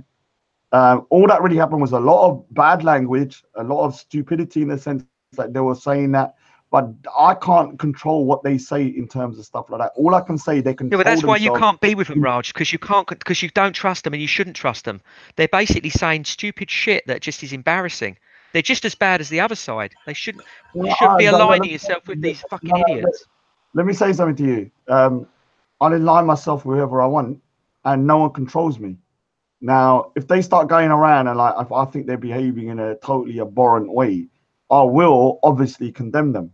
But at the end of the day, somebody needs to bring equilibrium to Speaker's Corner. And you're not going to do that, James. No offense. It's not about Speaker's Corner, Raj. It's a bigger problem. What I'm trying to say to you, Speaker's Corner is kind of like a microcosm of what's happening around the UK. And I'm saying to you, people like yourself, James, no offense, I know you're a white knight, but you're not going to be able to stand up to these people. You can't do it. I don't need to stand up to them. There's nothing to No, stand up to. what I say to you, somebody has to stand up to them because they will not take any other language. I'm going to tell you today, I walked into the park today, yeah? I walked into the park, and when those guys left, do you know when I left, there wasn't that, the people, I could tell from their faces, they were thinking twice about doing something. Yeah, but You what I'm saying is you're treating this as like a little localized thing. We've got a bigger problem across Europe with this, and it just looks like it. I tell you, what it looks like. It looks like alt-right fighting radical Islam. That's what it looks like. Instead of, the real problem is just Islam in general for the West, not for Muslims. Obviously, Muslims want the Sharia law and all the rest of it, but the rest of us, we don't want that. That's incompatible with us. So we're going to have to fight against that politically. And this thuggery that goes on, this shouting names at each other, it just is. It's counterproductive, seriously. All right, well, look, yeah, Bigger Valley saying I'm exaggerating. What I'm saying to you is that Speaker's Corner, yeah, in terms of the way the dynamics are, it's just one-sided. Now, it's not one-sided today, though, was it? Yeah, not today, because at the end of the day, like they have a right to go there, don't they? As Veterans Against Terrorism, have they got a right to go to Speaker's Corner and say, "Look, we're not happy with the way things are going down here"? Have they got a right to go down there? They're going there because of you. They wouldn't be there if it wasn't for you. No, I was the catalyst in the sense that. Yeah, that's what I'm saying to you. In the sense that when they saw what happened to me, they didn't like what was going on. Can I just say it seems like you're both on the same page. However, you're just reading it from different. Raj, you said to me, you told me that you could get your Sikh brothers down there, didn't you? Let me say so. Nisha the Star says, Raj, what happens to you when they are not there next time to help you? No one helped me. I walked back into the park by myself after. Now what? I was there for 3 hours after they left. Now what? No one helped me. They just came down. I was there for 4 weeks without them. Not a single one of them. Right. I'll tell you that. They were telling me every week, yeah, we're going to come down in like freaking 150 mans. Yeah. Yeah, but you don't need that many. But the point is, every time I see a Sikh come down there, he conducts himself exactly as he should, like in the perfect way. But when you bring those dudes, those white dudes, they are not doing that. They're shameful. Yeah, but what I'm trying to say to you is that you're looking at today, yeah, as a kind of like they were behaving like thugs. Trust me, yeah. They were, dude. They were. Look, what I'm trying to say to you, was there any violence? Doesn't matter, man. It's not the violence. It's how they act. Look, you and I went on a Tommy Robinson thing together. Do you remember? I went on 2, I think, but one with you. And those guys are shouting out like, Allah, Allah, who the fuck is Allah? And pedo, anyone with a brown skin, pedo, when they're walking past. This is not good behaviour, man. This is disgusting. Look, I don't agree with that. And I know you don't, but you know what I'm saying? You need to acknowledge it, is what I'm saying. I've said it, though. How many more times do you want me to say it? All I'm saying today, yeah, was a necessary evil in the sense that we needed those guys down to say, look, yeah, Speaker's Corner is not going to just be one way. If you bully people, there'll be bigger bullies coming down. Fuck Speaker's Corner. It's not relevant. What's relevant is the bigger battle. And we've got to win the bigger battle, not this battle. Right, I know it's a pisser for you. It's not very nice for you to have to stand there and take this shit like from Jedi and people like that coming and bullying you. But ultimately, those Muslims they will say things to you, but they have not been violent. I know you got a kick and you were escorted out. But what we should have done next time that happens and we're all there, I'm sorry I didn't come down today. I'm fucked up again. But when we're all there, we should say, no, we're not going to leave. I mean, in one of the instances, Hassan went over and got the police. It was actually Hassan that brought the police over. Hold on, but look at my That's action. not practical, James. Come on. No, he did. I'm saying he got it. What you're suggesting there is just not practical in Speaker's Corner. Well, what? But what? The solution is surely not to bring these Tommy guys down. But everything is a reaction. This is what I mean. Everything is a reaction. So we seem to be picking on Raj, but the truth of the matter is that the chats that turn up today are a reaction of what's been happening at Speaker's Corner over the last few weeks and months. So it's not it's not to blame. It's because everybody and the police and the Muslims themselves have failed to act in the right way. Right, but I'm discussing it with you guys because you guys can be rational about it and reasonable. All right, so let me explain what. Look, on the 16th of September, I was escorted out of the park because they felt it was for my own safety. I then came back 2 weeks later, and for 3 straight weeks, I stood in the same spot, didn't tell anyone to come down, not a single person, even though I had messaged the message will come down to support you, Raj. I said, no one come down. Yeah, I said, let me do it by myself. I stood with a little chessboard and thingy, just saying that I'm playing chess.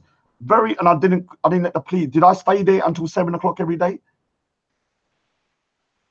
Did I get escorted out of the park during those 3 weeks, James? I don't think you did you? No, and do you know how many times I was surrounded? Yeah, but being surrounded by people, I mean, you do court it, right? You do court it. What I'm trying to say to you is that you're making as if I use this particular chess piece as the first resort. I let things settle down over 3 to 4 weeks because I knew if these guys came down the week after, do you know what would have happened? There would have been a riot in Speaker's Corner and Speaker's Corner would have been shut down. So what I did was say, look, let's wait a month, let the heat go down, and then when the guys come down, we can do speeches and move on from that. Now, what happened today? There was a couple of stupid things being said. There was a few little kind of like heated discussions.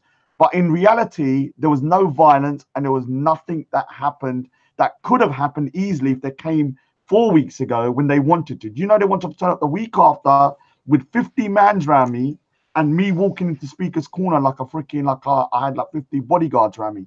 That would have been me being stupid, wouldn't it? So I think people need to appreciate that I made a decision and I said to Richard and Men, look, I don't want to escalate anything. I'm not going to be there for a week, and let's wait until a month or so before all of you guys come down. Yeah. Can you not appreciate that that was a sensible move from me? Because I could have went down a different route and said, no, come down and do what you got to do. But you are deliberately doing this, right? Because it's part of your narrative. You are deliberately poking them so they surround you, right? You're doing that deliberately. All right, so if I'm that's okay, I'm okay with that. You're provoking them, you're exposing them, but whether I'm deliberately poking them, but if I'm showing them, let's just say, wrongs that are happening within their society, like the grooming epidemic, the fact that when I was talking about Pakistan, now we wouldn't have had this conversation about Pakistan if I didn't call it a gutter-dwelling shithole, would we? Now you know that Imran Khan, has been reinforcing blasphemy laws, which is dangerous within Pakistan and the rest of the Muslim world. So I may not be the way I say it. I'm like a sledgehammer to a nut. Yeah, it may not be the best. To those people that are obsessive and calling me names in the chat, let's see how you vote. That's the most important thing. Let's see what lines you vote along, because we've got a fucked up situation here, and that's the reason why it's fucked up, is because everybody's just sitting back and doing sweet fuck all to those people. All right, so what would you expect me to do? Like having a little battle down on Whitehall is not the fucking answer to anything. Yeah, but look, I can what is the answer, James? Within my own sphere of influence. No, James, what is the answer? Well, we need to protest to change things back the way they were. Where would you protest? It's not about Tommy Robinson being freed. Outside Whitehall, if necessary. But you just said we should vote for Whitehall is not the answer. And we should vote for parties that support the narrative that we want, which we don't. That doesn't work. We know that it doesn't work. What do you mean it doesn't work? We vote for the same people that have got no interest in changing the status quo. So it doesn't work. So it doesn't work. No, but there are parties actually out there that do support these changes, but they're not voting for them. Which party? The Republic are not voting for them. Which party? Well, for example, For Britain, which has a somewhat anti-Islamic narrative. I'm not saying they're the be-all and end-all, but at least if the vote started going that way, for example, then the mainstream parties would have to listen that there's a problem and people are upset about this. Yeah, but you're going around. You're going into a solution. Obviously, this is the best solution in terms of long term. But we have a situation where I can only influence the sphere of influence within my own within my own kind of sphere. I can't influence stuff like that at the moment. So Can there's I- two things. There's can two I- things, right? We've got to vote for the parties that support the narrative, But what I'm trying to and say we've to got, you, and we've also got to show protest where necessary. Where Let me possible. just come in. Let me just come in here for a second. I'm really sorry. Everybody in the chat and everybody on this panel is going to disagree with me. Let me tell you something straight. Nothing in Speaker's Corner represents the greater society of this country. There's no way. I live and you know, trust me. What happens in Speaker's Corner does not represent what Britain is all about. For a start, 90% of attendance of Speaker's Corner are of Muslim origin, and 90% of Britain is not Muslim. It's as simple as that. So London itself, the capital of the UK, does not represent Britain. So we need to be aware of that. And unfortunately for this debate, James probably represents Greater Britain, wider Britain, more than you and I. Raj. However, you and I probably have a better understanding at the discrepancy between the different communities in Britain. all right. What I want to ask James, because it seems like you're expecting me to be able to change things that are completely out of my power. I'm just a lone individual that goes to Speaker's Corner, and obviously, you know, I'm a controversial character, obviously. But what I'm trying to say is that what I was trying to highlight is this: is that you have people that are at the park that are real terrorist sympathizers. They are still walking around being spoken to civilly, yeah, like Bilal and Suleiman and them, like, yeah. And even when they're confronted, it's very civil. Now, with myself and Tan, although Tan is a lunatic and he went to a next level of madness, we are being told that we're hate preachers and we cannot go to the park. Can you not see the madness in that logic? I'm not going. I'm never going to be able to explain it to you. No. You're Can never you going not see the madness? You're Like, dealing with. You're just dealing with this one little just thing. just answer the question of that small little thing. Can Okay, you not see the madness in that logic? Ask it to me again. You have individuals in the park, Yeah, like okay. You talk about being terrorists. I remember that. Oh, yeah, and then they're not only that, these guys here are potential terrorists. They're Anjem Choudhury supporters, and they agree with ISIS openly. Yeah, but who are those supporters? Hold on. Those people, when they're confronted by people like Shamsi, they're confronted politely and not asked to leave the Speaker's Corner as hate preachers. Whereas myself, who's said hardly compared to me, was minuscule, is called a hate preacher by Muslims and asked to leave and not come back, including Tan as well. Can you not see that the hypocrisy of that? Can you not see the problem with that? But freedom of speech, right? They're not doing anything wrong, are they? Hold on. Can you not see the problem with me being told I cannot go to Speaker's Corner because I'm a hate preacher, but they can? Right. But you understand? Yes, I do see a problem there. But you understand why the police do that, right? Hold on. No. We're not talking about the police. We are talking about the people in the park, like Rat Boy, all of these people that are screaming at me as a hate preacher and a racist, who at the same time standing next to Bilal and Suleiman and laughing and having a good time. Because they're on their side. What do you expect them to do? So what I'm trying to say to you, I have the right, yeah, as an individual, to then get support from other people if I need to. Yeah, dude, yeah, you can look, Raj. You can do what you want. I'm just telling you, it's not good. But what I'm saying to you, you're behaving in a way here like a cuck, like you're gonna bend over. You think that's what's going on, and so do the idiots in the chat. But that's not what's going on. Also, explain to me, what would you have done? Now, put yourself in my position. Now, you are me. Yeah, you was escorted at the park. Yeah, as a hate preacher. I wouldn't be escorted out of the park. I'm asking you to empathize here and try and put yourself into my position for this particular scenario as a hypothetical. Okay, answer me this. Answer me this then. Why is Steve? Hold on, James. You then look into the crowd and you see people within the crowd that are calling you a hate preacher that support ISIS.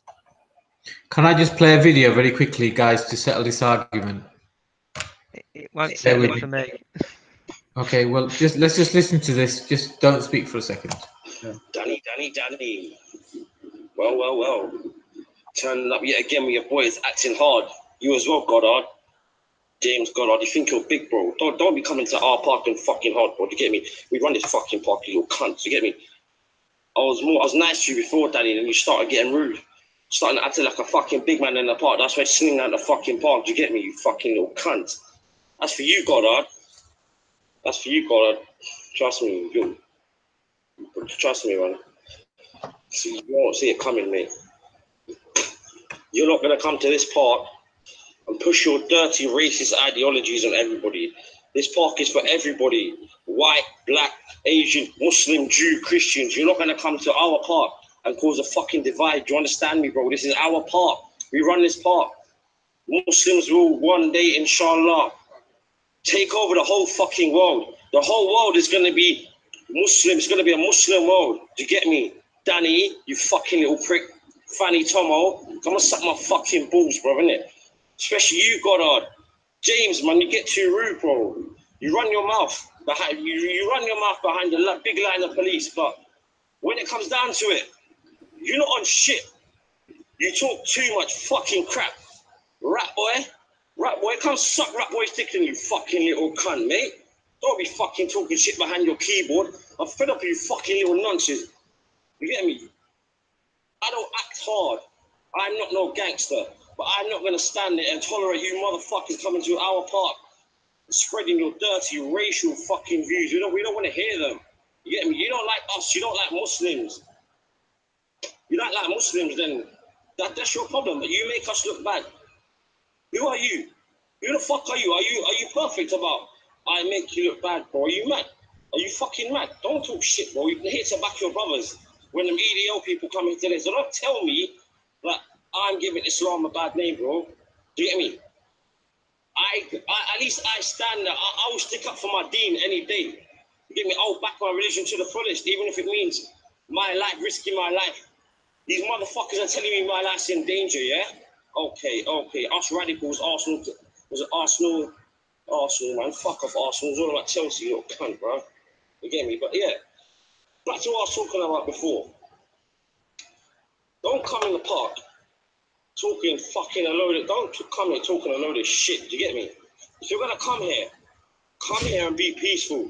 Don't come here and start fucking spreading your hatred views and trying to incite.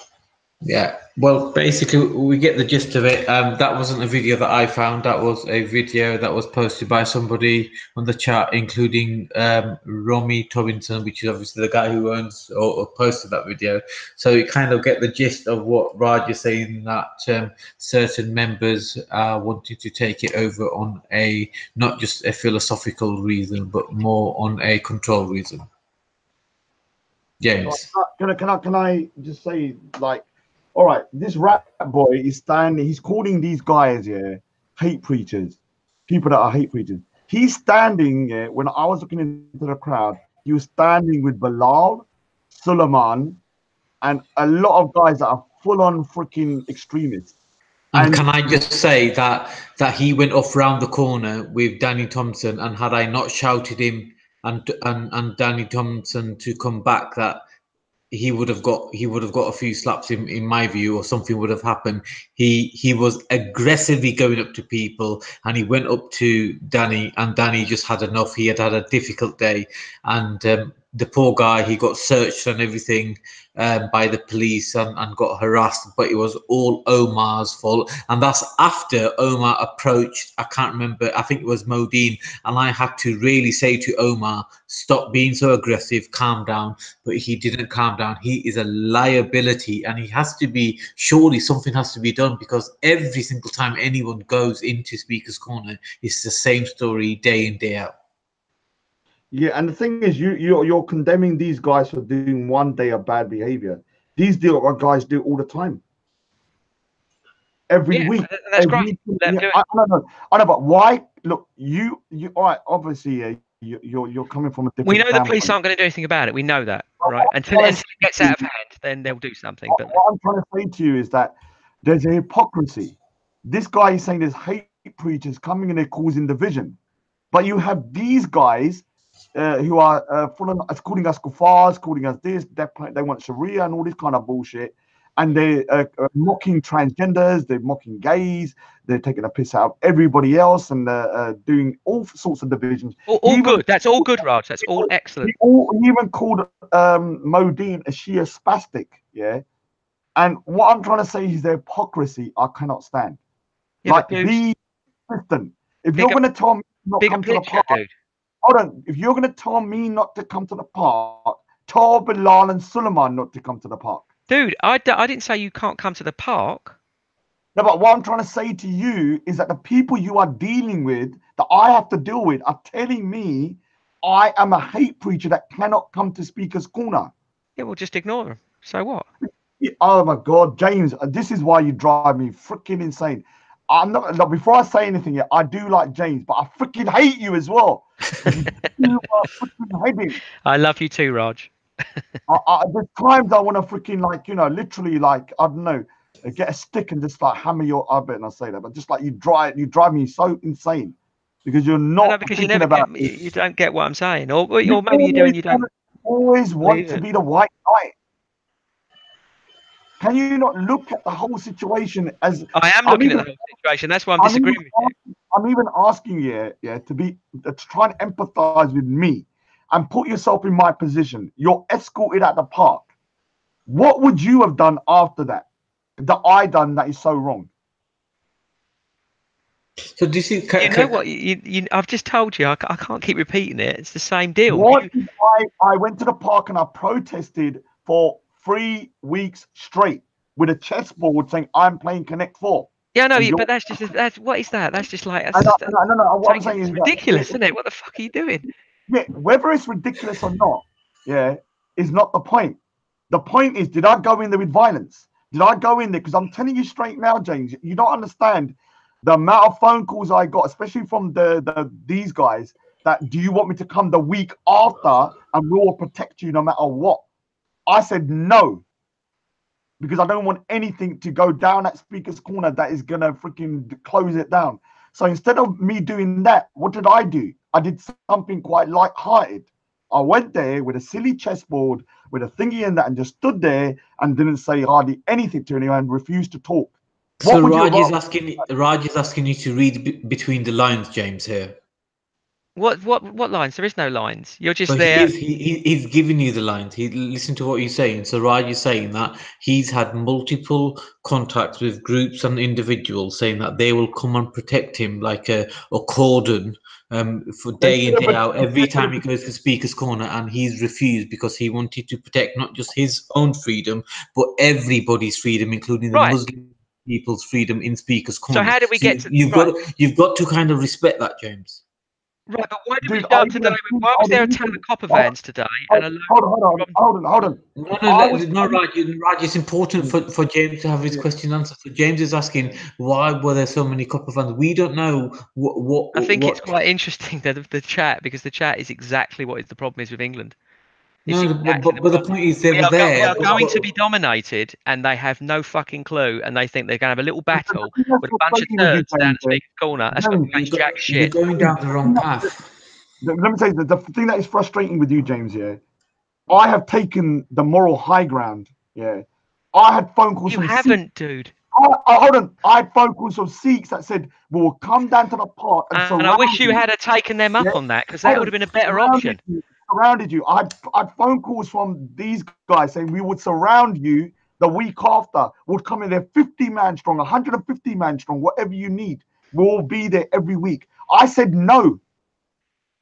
I went to the Speaker's Corner. Hold on. You don't need a load. A fiver, dude. Hold on. But what I'm saying, I went to Speaker's Corner by myself every week for 3 weeks with a chessboard and Connect 4 and made it into a light-hearted situation.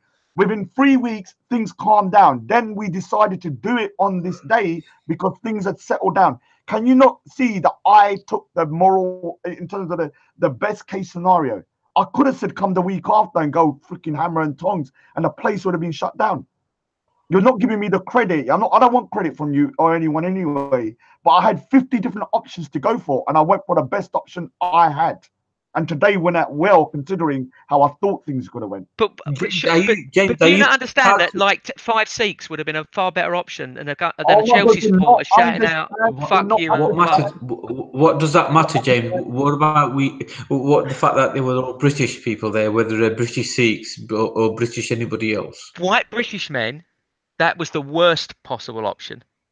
Because Oh that my Yeah, God. exactly plays I kind into of, the narrative it exactly plays into the narrative. Just wear a let him speak, Raj. Otherwise, we're not going to understand exactly what his point is. Go on, James. So you're saying that it would have been better if there were 5 British Sikhs than multiple British Yes. white men. Who came over when the SAS were here? Who came over? There was a few arguments, right? But it was peaceful when those To be SAS on, guys. to be honest, there was but you got to remember that British white people have a multitude of aggression compared to British Sikh people, because British Sikh people are defending one scope where British white people are defending are defending multiple scopes, and for some reason everybody in Britain seem to think that if you're white and you're British you're going to be racist, and that's obviously not true. Yeah, of course, it's not All true. right. But the point is that those guys were demonstrating in a certain way that it just, for the vast majority of people, they're going to just see them as the problem. Yeah, They're but not going to see. they're veterans. They're veterans. Raj, you've got to let me. You got to let me defend the post as well. Otherwise, if you just are defending, then the message is going to get lost. Let me be the kind of in between person. But James, you got to remember that these guys are veterans. They're ex-army. So they do things how they realize. Just like you and I are very corporate, and we do things the way we have been trained and understand by. So we kind of got to respect the different mindsets. Dude, there's a time and a place for violence. I'm not against There was violence. no violence. There was no violence. The violence comes in lots of forms, Raj. Where was the violence? It's the threat. There was no threat. Where It was only coming from the Muslim community. You're not getting it. It's no point in discussing it, guys. You're not going to get it. Well, you're explain it telling to me us. It's because Raj keeps interrupting. Raj, if you just quiets down and I let don't James think I can explain it to you. It's so flipping obvious. When I spoke to the DLFA last time, right? They were saying to me the problem is that all the people we know think we're crazy. They think we're all right wing, alt right fascists, right? So they're not interested. They're saying, "Oh, there's nothing wrong with Islam. You're a bunch of thugs," and they're demonstrating that. So the people are going to carry on thinking that. So now some well-behaved Sikhs standing around you, protecting you, that looks fantastic. That looks like, okay, these guys are Sikhs protecting another Sikh. But when you've got a couple of Chelsea boys there saying, "Fuck you, come outside, let's have a punch up," this does not look good. It's a very simple concept. If you want people on your side, normal people, you can't have that thuggery. Oh, so can I respond to that? Because I need to respond to that while you said it. Of course you can respond to it. I'm never going to deny your response, man. You James, don't even can you just clarify? James, can you just clarify why does it not look good?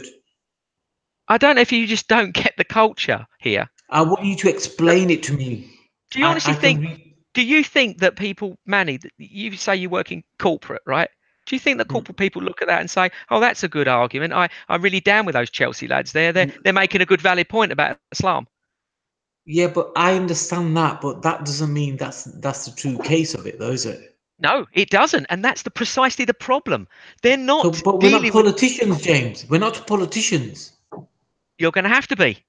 Raj is going to have to be a politician because this is a different. Yeah, but this that's is about a different politics. argument This altogether. is about But that's politics. a different argument altogether, No, James. it's the same argument. You're not saying that. You're not saying what's right and what's wrong. You're just saying that the perception of what's right and wrong is more important. No, I am saying it's wrong. I'm saying it's counterproductive. It ruins the situation. I need to speak. You're not letting me speak. I need to speak. Go on, Raj. All right, you're giving me this option, like, or you're telling me that I should have rang 5 Sikhs down, and a lot of Sikhs are agreeing we shouldn't have done it today. Listen here, if I bring 5 Sikhs down to Speaker's Corner, Sikhs are not passive people. The Sikhs that would have come down were not going to be the Sikhs that you met at SAS. Trust me, It's true. It's true. I do agree with Raj. It's very difficult to get those type of Sikhs down. Well, I tell you what, Raj. Even if they do retaliate, you need to let me speak. Sure. The Sikhs come down, yeah. The Sikhs that were telling me to come down were not like them. There were guys that would have busted people's heads. Now I told them don't come down. Now, the reason I don't want them to come down is a bigger picture. I don't want this to become a Sikh versus Muslim issue. Because if they went to the park and had 5 Sikhs surrounding me and it kicked off, what do you think would have happened within the the community, between the communities?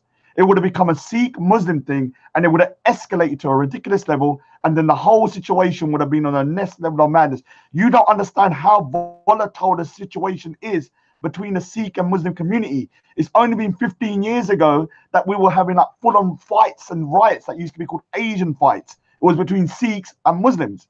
I could not take that risk as my community. I could not be put. I said to the guys that was speaking to them, I said, they said to me, we'll come down. And I said to them, bro, I cannot take the responsibility of starting a Sikh versus Muslim conflict in Speaker's Corner. There won't be, Raj. Oh my God, you're not listening because you don't have no. I am listening. Those, Raj, do you honestly think that the Muslims you're talking about, they are just? Dude, you don't understand. Only 15 years ago, people were. One of my friends went to prison, and numerous people were going to prison fighting each other between Muslims and Sikhs. Yeah, but dude, they're not gonna come. Hold on, the guy. What I'm trying to say to you, the people that offered me support are not pussies. Good. Bring them. Oh, so you would rather me have Sikhs come down, fight these guys? No, they won't need to fight. No one's gonna. Oh my God. Do you understand what I'm saying to you? They said to me, they'll come down. If anyone touches me, we would protect you. What do you think by protection? What does protection mean to you? Dude, you know what it means. They'll stand there and no one will hassle you, dude. Oh, when okay. Can we just agree on one thing then? Can we just agree on one thing? Yeah. You do my head. If it kicks off, at the end of the day, if it kicks off, it's Sikhs versus Muslims. That's not the same problem. It is the same problem, James. You're just being indirectly racist or prejudiced. It's a perfectly valid bit of discrimination. There has to be no violence, James. There has to be no violence. So Raj, in his integrity, chose the path that he believed would be the least amount of violence and aggression. And obviously it's worked. Yes, there were some feathers ruffled, but there were feathers ruffled on both sides. At the end of the day, they helped Raj to deliver a message. What did they help? No, we don't care about Manny. We don't give a fuck about freedom of speech. James, listen. This is not the issue. James, listen. Just 1 second. Listen. The Muslim gentlemen, they managed to vent their aggression, and the British gentlemen, including Raj, and I'm not saying that the Muslim gentlemen are not British, they're obviously all very British. I'm just saying that if those were two opposing sides, everybody managed to vent their aggression. Do you understand? So it was fine. What Raj is saying, you're completely off. James, listen. Raj is saying that he felt that had he asked another type of person to come along, he was not confident that it would have gone as smoothly. So obviously, in the outcome, Raj, as it stands, made the right choice. You have to respect that, surely, dude. No, I don't. It was ridiculous. Hold on, the guys that called me were old school Sher Punjab. If anyone knows what Sher Punjab is, it's a group called Lions of Punjab. These guys have been in prison, fighting Muslims. What do you think would have happened if these guys, I said to bros, come down and surround me, and then you had X amount of guys coming up to me, calling me a pussy, calling me this?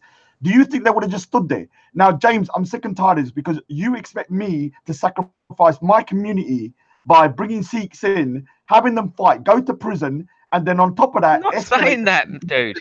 No, escalate the Sikh-Muslim tensions that has been kind of settled down over.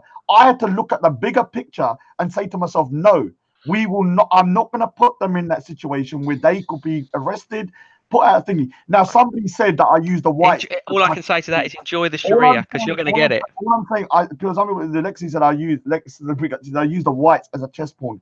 I did in a way.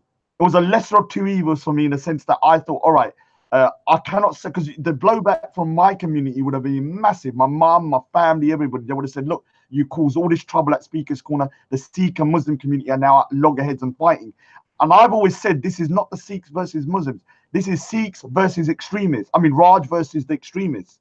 And I wanted to keep that narrative. And if I bring out other Sikhs here and start standing around Speaker's Corner with 10 Sikh guys here with all turbans and stuff like that, and kirpans, which are the daggers, what do you think that perception would have been when you're videoing it and it kicks off and there's a fight, and that fight that you don't understand here In Birmingham, London, all over the place, there were people freaking stabbing each other up, shooting each other and stuff just 20 years ago. And it would have escalated. I know people that went prison because of that, and it would have escalated within 2 or 3 days. Next thing you know, the whole half the people that I know would have been Rod, you caused this mayhem. Today was just a minor little thing that happened today that could have been a million times worse. So I'm just grateful that it went the way it did, because nothing really happened apart from a couple of bad, stupid words and a few little kind of heated exchanges. Zakum, Bigger Valley said Zakum. Okay, Raj, you summed it up when you said it's Raj versus extremists. You're basically saying it's all. You're saying it's all about you, which is fine. You know, you can do that, but that doesn't help the bigger problem. How would you help it, James? How would you help it? I've already explained. Explain we need people to see that there is a problem. There's a bigger problem here in Britain with creep, and this extremist stuff is got nothing to do with it. It's the moderate stuff that's the problem. But this is what I said right at the beginning. Like, you and Raj are both on the same side. Just like you're taking route A and Raj is taking route B. We just have to respect. Wait. We have to respect that each group are taking their own route and hope that we both meet in destination. Here's the other thing. See, this is why I don't see Muslims or anyone following. There's no Islam. hope in it, Manny. They're basically there's a very good chance we're going to lose this. I don't even see Muslims as the enemy, because at the end of the day, if you ask them the question, do you want to reach a point where everything is rainbows and butterflies and everyone's peace and happiness, they're going to say yes. So therefore, they are taking a route that they think is right for them. Obviously, it comes down to intelligence and comprehension and ability and that type of thing. But if you don't let them make their own mistakes, then what are we supposed to do? Well, we're just being very, very right wing and very. I'm not going to win this, right? I'm not going to win this, and I'm telling you now that this is going to go terribly bad. Not this thing with Raj, but the general problem with Islam in Britain is definitely going to get worse. And if you think you're right, you go ahead, and then in 20 years' time, I will be laughing at you because this is going to be fucked. Nothing's going to change here at all until the British people wake up to a genuine problem. And it's got nothing to do with radical Islam or terrorism. It's just the fact that there are two cultures here, and one culture wants what it wants, and another culture ought to want what it wants and doesn't seem to see it. And that other culture will slowly creep into our culture to a point where it can't be changed. We're already seeing it, and I can't believe you can't see it. That you think it's all about Raj at Speaker's Corner. Raj just said his narrative is Raj versus the extremists. Oh my God. That's what he believes. No, we can see it, James. That's there is why no oh my God, because I've got no choice. So I'll just sit back, and in 20 years' time, I will point to you when the Sharia, there's more Sharia courts and there's more laws that are in. We have a 2-tier legal system, which we've already got. You'll get more and more and more of it until people vote against it. Do you want me to just go home and never speak about stuff at Speaker's Corner? No, but you have to conduct yourself differently, dude. Hold on. But James, how do you get people to vote against it? Surely people like Raj are helping people to change their mindset. No, because people just think there's a dickhead Sikh saying some stupid shit with a bunch of Tommy Robinson supporters. Yeah, but Raj will influence the people that he influences. You will influence the people that you influence. And I'm not influencing anybody, clearly, because on the chat, nobody's interested. You're missing the point. We all are beacons of light. So we will influence the people that we are meant to influence. The point is that we need to grow as individuals and as souls, so we can, strip away the dead pain and Manny, show I'm people I'm not influencing anybody. I'm telling you now. You're influencing me. You guys can go and do it, but I'm telling you now, this is going to happen.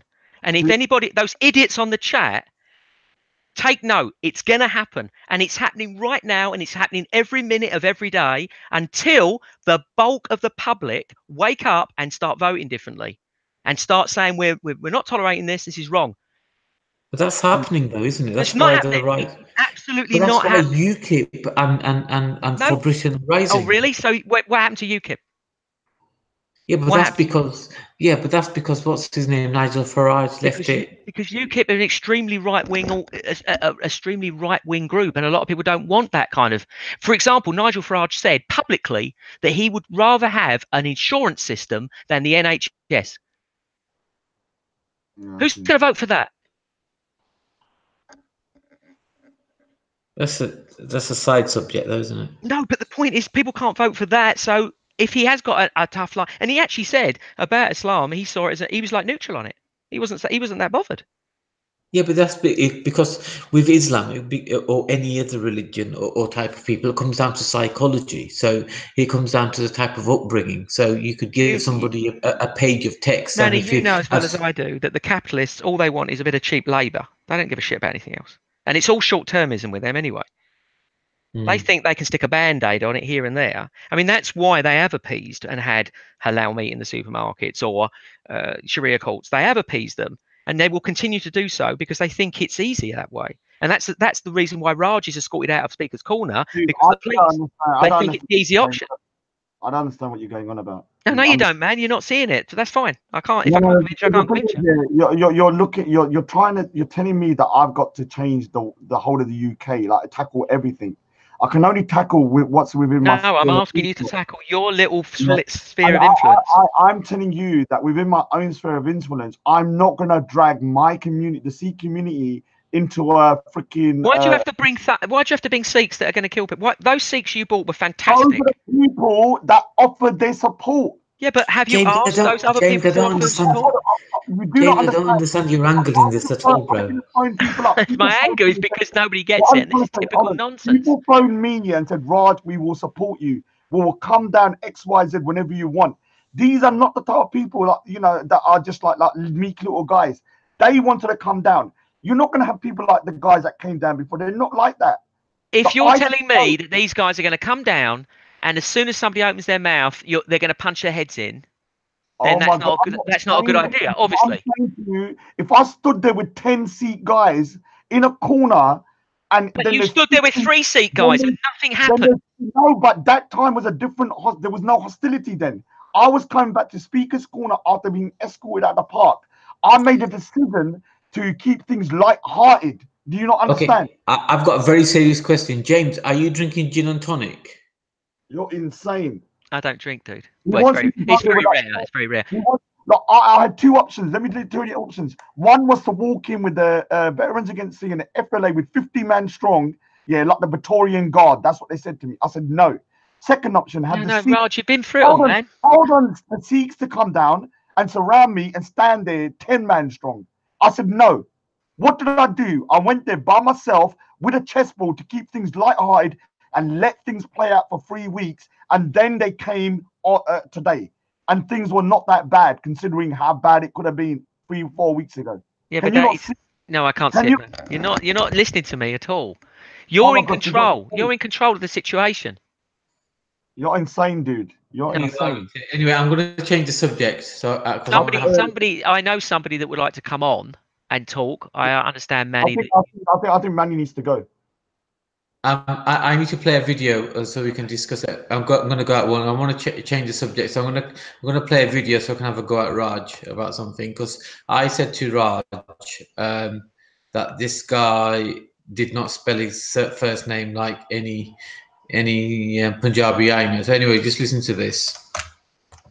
Good afternoon, Smash Nawaz here on LBC. On the subject of the 20 mainly British Pakistani men convicted of the gang rape of underage young white girls in Huddersfield. I think it's important at this stage, before we do go to Sade, who's been waiting patiently from Shoreditch, to say that the ringleader of this Huddersfield case appears, and I emphasis on the word appears there, appears to be Sikh, from the Sikh background. However, that is deceptive because by various and multiple accounts, the ringleader in the Huddersfield case, strangely, the reason I'm yet to try and fully understand, because I don't want to go all conspiratorial on this, but what we know so far is that 5 years ago, when charges were pressed, the man converted to Sikhism from being a Muslim.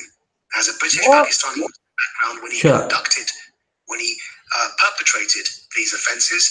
Then when the police started investigating, and I imagine when these men were initially arrested and questioned, 5 years ago that was, and also 5 years ago, the ringleader, calling himself Amer Singh in this case, converted to Sikhism. So he wasn't Sikh when he committed these offences, and he wasn't raised Sikh. I think that's a fact that's important to mention here, because of course the term British Asian is used to describe these types of offenders, because they are over. Right, everybody can go onto my channel and watch that. But Raj, you said to me that you had ultra orthodox information, despite what I had told you, that this guy always was a born Sikh. Where the fuck did you get that information from? I can't disclose information. It was reliable. You need to disclose it, because I ain't fucking happy, mate. No, I can't tell you. Look, I'm not going to tell you the person's name. Who told you that? I'm not telling you the person's name. It's not. It's Listen, none of no one's business. Listen, you're not the only person in trouble, because I'm pretty pissed off. I've never met a Sikh Punjabi muppet called Amer, A-M-E-R-E. Who the fuck in our community even names their child that? All right, so who the fuck told you that? Yeah, so I'm not disclosing who told me, because that was You a private conversation. No, I don't need to do nothing. Why not? You're not my. I'm not your butler.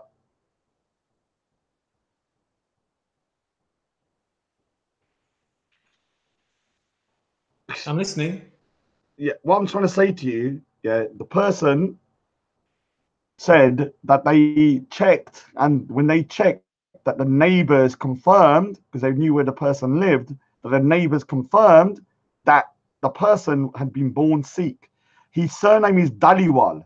Dhaliwal, yeah, anybody can change their surname. Anyone can change their surname. So what I'm trying to say to you, yeah, is that the person that told me, yeah, he made a mistake.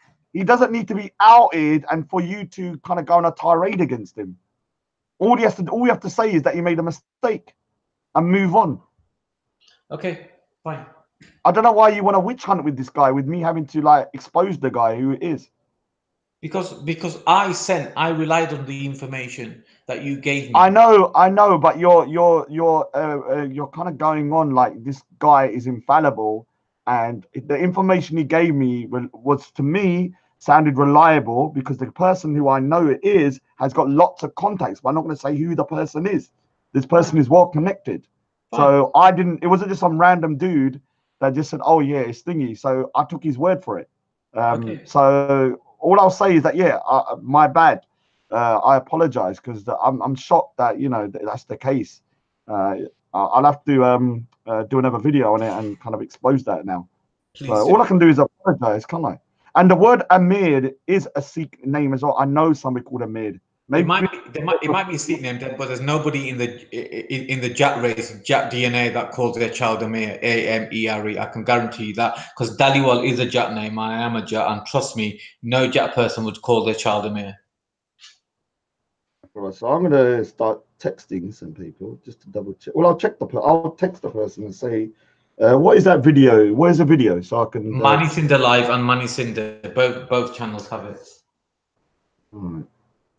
Yeah. I mean, people make mistakes. I mean, can't. Number 33 Holly Road in Huddersfield, I believe he lives at. All right. That's according to Daily Mail and the Huddersfield Examiner. They publish their addresses, so I'm not publishing anyone's any child groomers, child rapists addresses. Yeah, it's already on the public domain. All right, yeah, I did.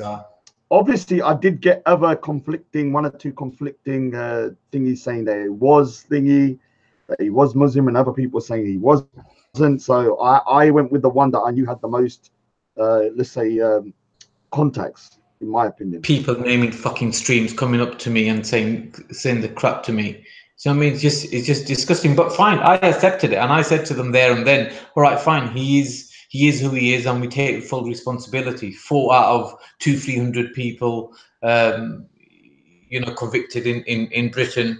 In that, fine, we'll take it, and they're disgusting. They should be put on a shipping container, step back. But we don't need this. And I just had a gut feeling from this, and I still might be wrong. I'm not saying that this is the ultimate, but it's just the whole thing just smelt really bad, because BBC and all these other mainstream media, they never publish articles in the details that they did, and I was like, why are they doing this now?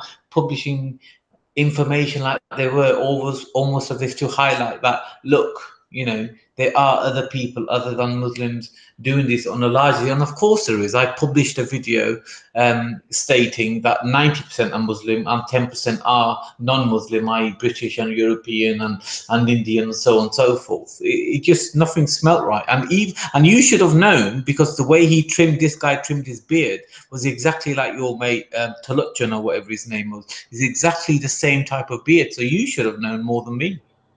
Dude, like I can't kind of judge an individual just on that. Like his behavior, I don't know nothing about him. All I know is that he says his name is that, and he's wearing a turban, and that he's thingy. And this is maybe I don't know if to read someone. Yeah. So all right, let me read a bit of the text there, just so that you know. And this is from a reliable source. I believe you, right? There's no gimmicks. We obviously know each other. No, so just so that you know, the person said someone I know has just had his cousin message him to confirm. Yeah. So somebody messaged the guy, one of the cousins, to confirm that he was related to him. Yeah. Okay, two things. One, he was from a messed up, non-functional Sikh family. He spent his whole life growing up with Muslims.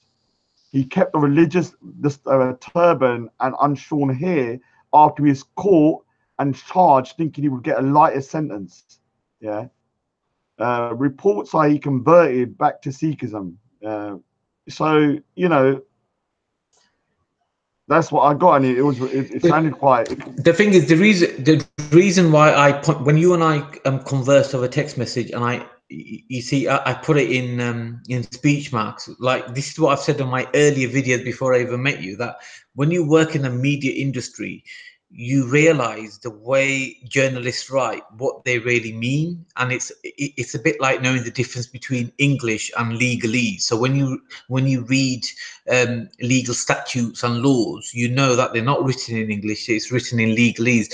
Journalistic reports are very much the same, so you kind of get to know what they're really trying to say, because when columns and reports and articles are written, it's done with a certain formula. And that's why I knew that something wasn't right. There was no way they had any right or any reason to write that he had used they used the word converted. So if you turned into a Amritdhari, i.e. a religious person, Raj, they would not say Raj converted to Sikhism. Me being from a Sikh family, they would not say Manny Sinder converted to Sikhism. It just would not happen. However, if James decided to turn to Sikhism, then he would be converting to Sikhism. Yeah, well, the thing is, he says that another message basically says that they confirmed from the neighbors and other people as well that he was that he was from a Sikh background. So that's the information I got, and I'll tell you when I see you in a private message next time who the person is privately. Sure. It's not just some random like individuals. Now I will say that I did have messages from SAS as well. Obviously, I'm in contact with some of them, and they said that he was from a Muslim background. That was like a little bit after I did the live stream. Then you should have told me that. Why didn't you tell me that? No, but that's the narrative that everyone was saying, and I just didn't believe it. Because the narrative that, for me, it just sounded ridiculous that somebody would convert to Sikhism and then blah, blah, blah, and change their name to Dhaliwal and all that. It's a lot of things to do to kind of get out of that. It's not a small thing. But to change your surname isn't easy. It is easy. You just don't think it's easy. I know loads of people who have done it.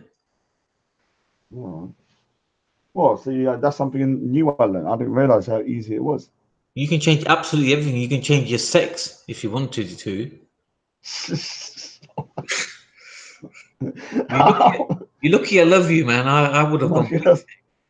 Yeah. I know. You're crazy though, man. You're lucky I get on with you, man. I told you, like, I wouldn't let no other man talk to me the way that man talks to me.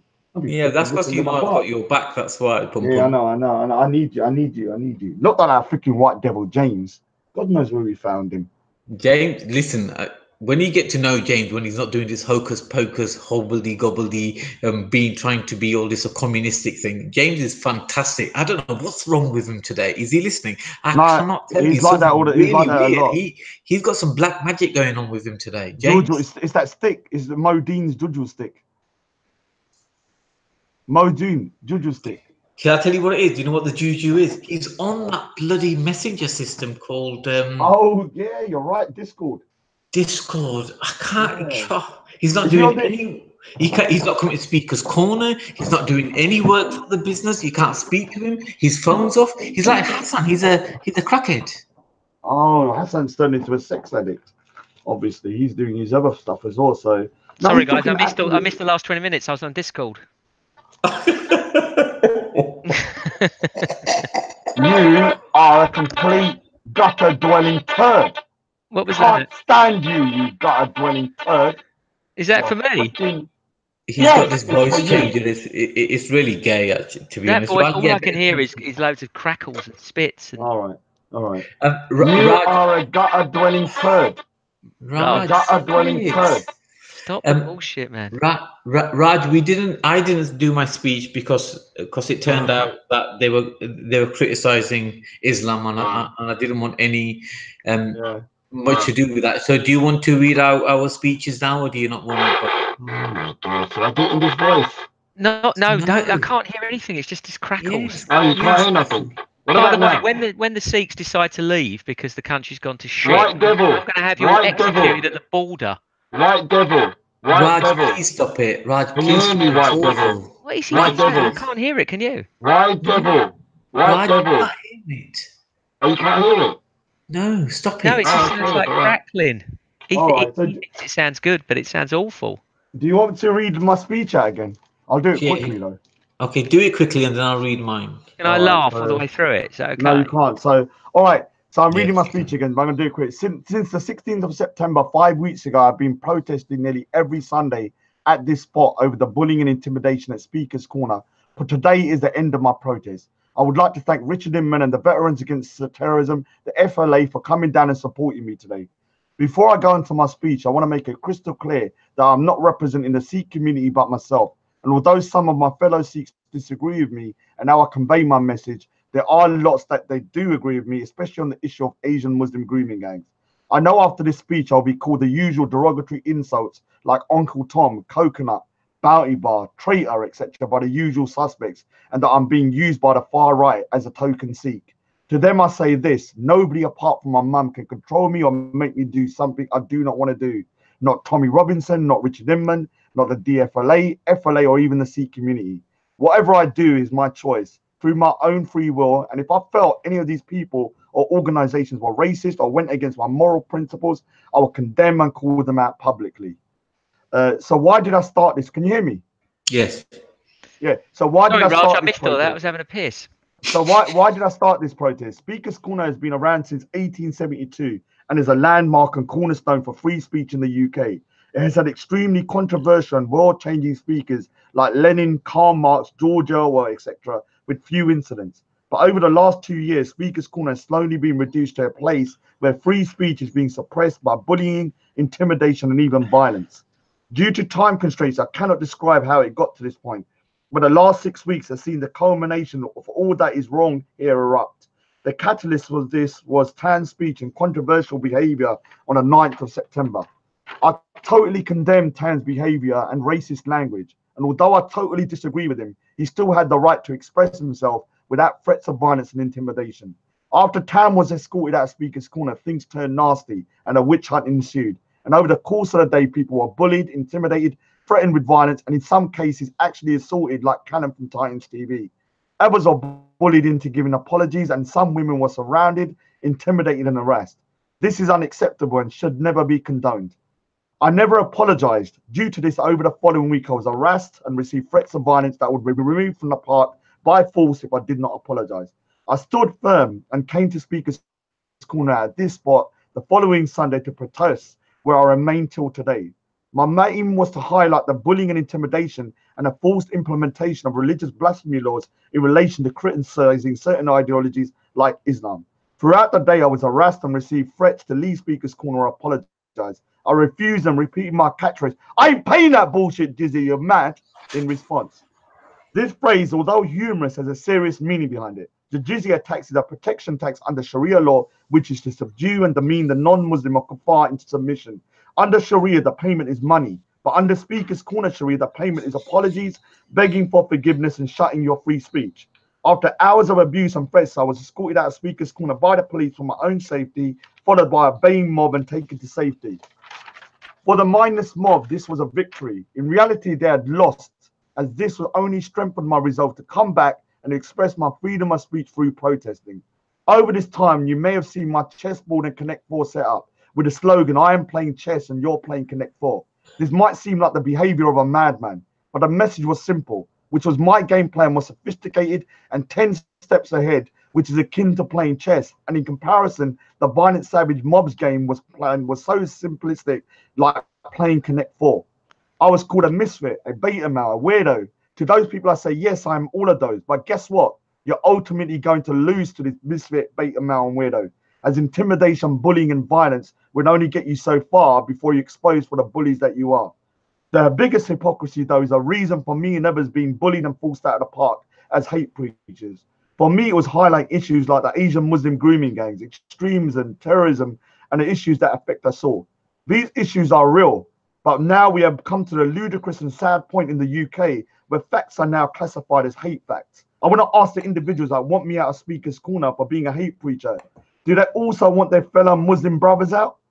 As a hypocrisy of calling me a hate preacher when there are individuals here that condone terrorism, extremism, and hatred is mind-blowing.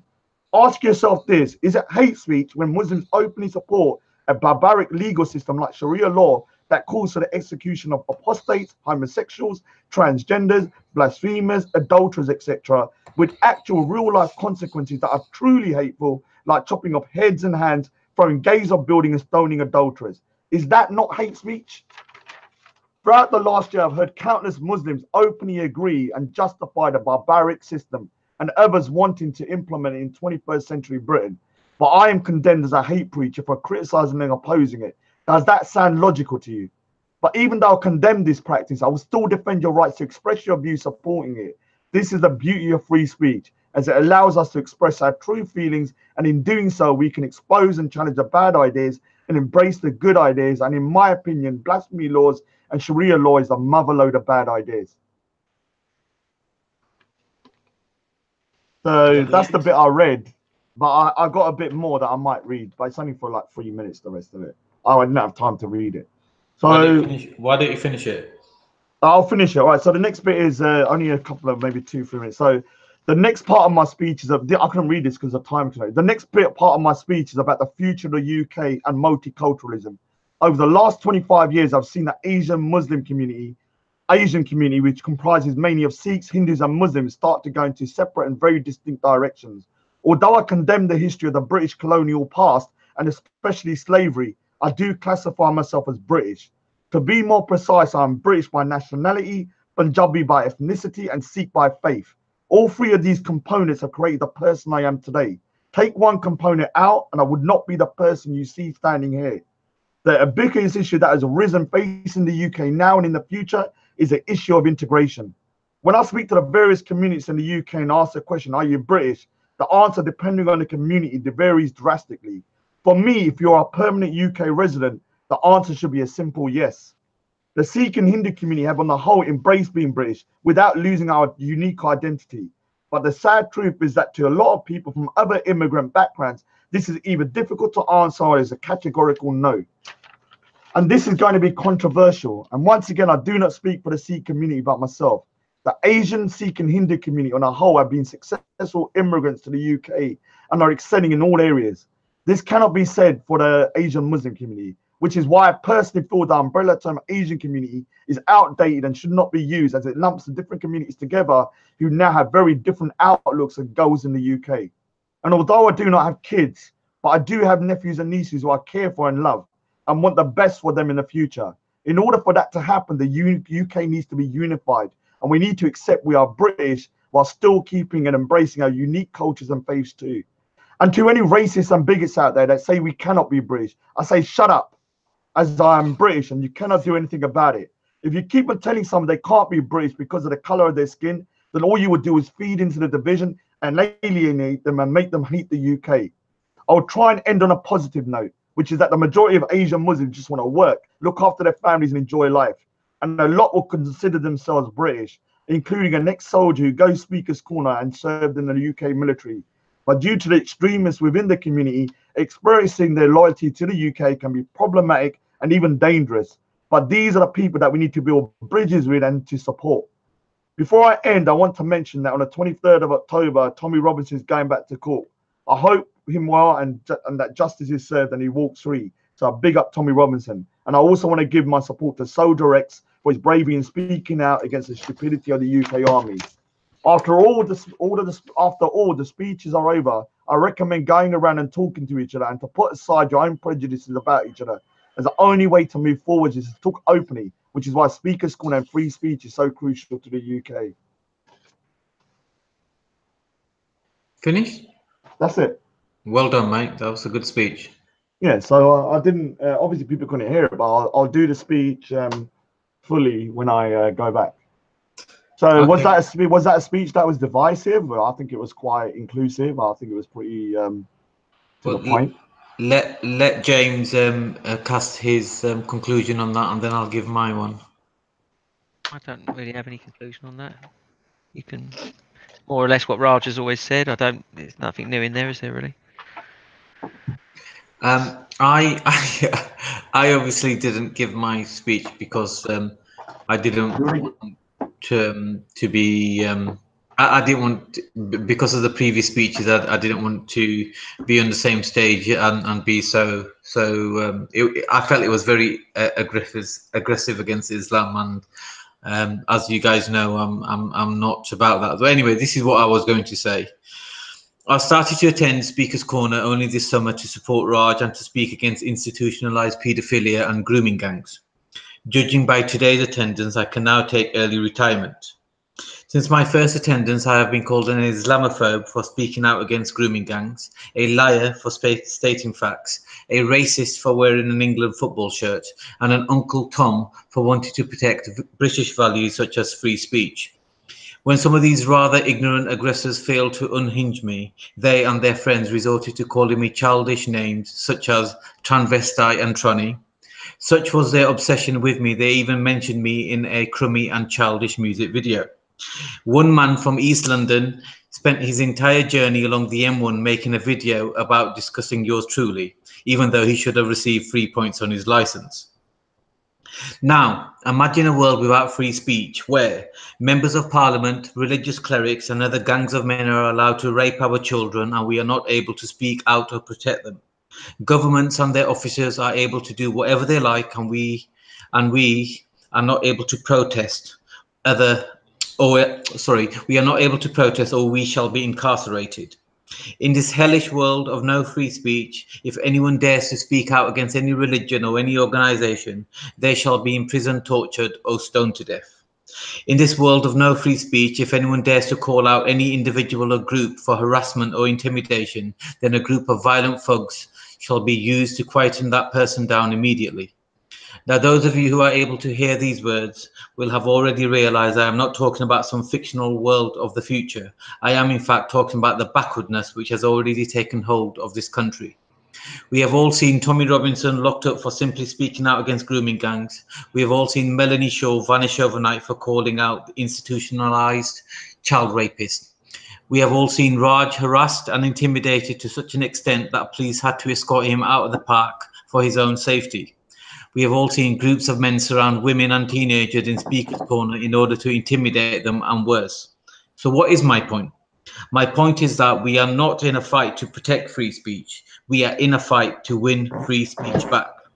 If you don't understand free speech or you don't know how to respect or protect it, then you are a complete idiot and you do not belong in this country, the country which gave you the Magna Carta and the Great British Constitution. Thanks to Malaysian Tan, we have recently realized that a non-British citizen cannot help the British people fight for free speech. Those of us who love this country and love the positives of Britain must stand up ourselves to win back free speech. We must win back the British Constitution and we must win back the right to say and do whatever we want without spewing hate. That was it. Oh, cool, man. Manny, But what, James, have you got anything? What do you think the Magna Carta's for, Manny? the Magna Carta forms a part of the British Constitution with the Bill of Rights and so on and so forth. But what did you think its purpose was? It forms the backbone of the British Constitution, common law. Yeah, but its purpose was to relinquish control from a king and pass it to another group. Yes, no, but no. There is a problem in 1666 during the Great Fire of London. The British Parliament did enact a certain act which took away common law rights of every citizen in Britain until such time that they would claim their rights back, and that claim never happened because that particular law has been hidden from the British citizens. Yeah, but I mean, Magna Carta. I'm talking about Magna Carta specifically is about a group of powerful people relinquishing control from the monarchy. It has nothing to do with us as people. They couldn't give a fuck about us. Now, the Magna Carta is the backbone of the British Constitution and forms a common law. It gives us the power to who we are and to do whatever we want. It gave them the power. No, they took away the power from the monarchy, which was and it gave it to the barons. No, because and when it said free men, it didn't apply to any of us. I disagree. We were serfs. I disagree. Well, it's a fact. It didn't apply to us. It applied to the free men, and we were not free men. We were serfs. Yeah, so if you know how to claim your freedom back, then it does apply to you. So if you are still applying to Mr. and Mrs. and other legalized formalities, then obviously it doesn't apply to you. But for someone like me who is a master, not a Mr. And obviously not a Mrs., then it does apply to me. So it's whether or not you understand the difference between a master and a Mr., then you will know how to claim your freedom.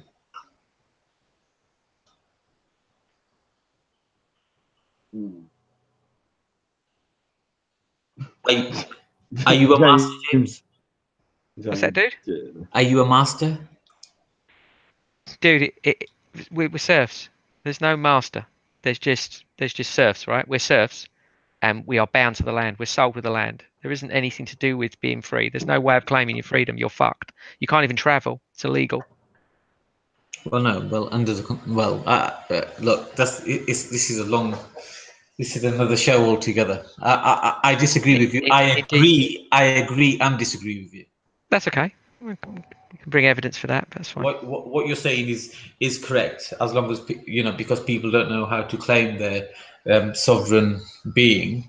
However, we need to get my friend Mike on here to explain this, because I'm not going to do it justice. And he is an actual master who walks in and out of court like he owns it. Sounds good. Did you want to bring this Swedish chap in that he says he's got a different perspective on this? Do you know him? I've chatted to him a couple of times. I wouldn't say I know him well. He seems very reasonable and rational. Would you like to have him on? Is he reasonable and rational compared to you?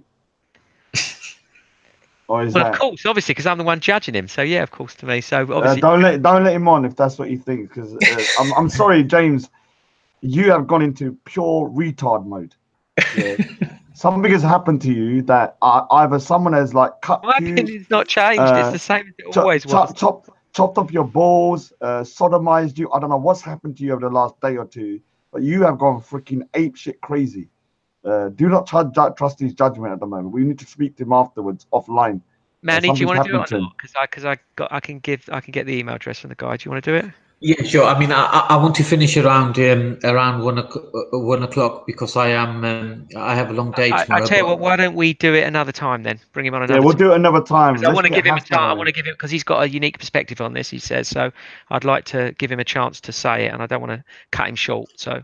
Sure. Okay. Yeah, let's do that, because I've just got a long day tomorrow, and I'd like to finish at 1 if we can. Yeah, we will finish at 1 definitely.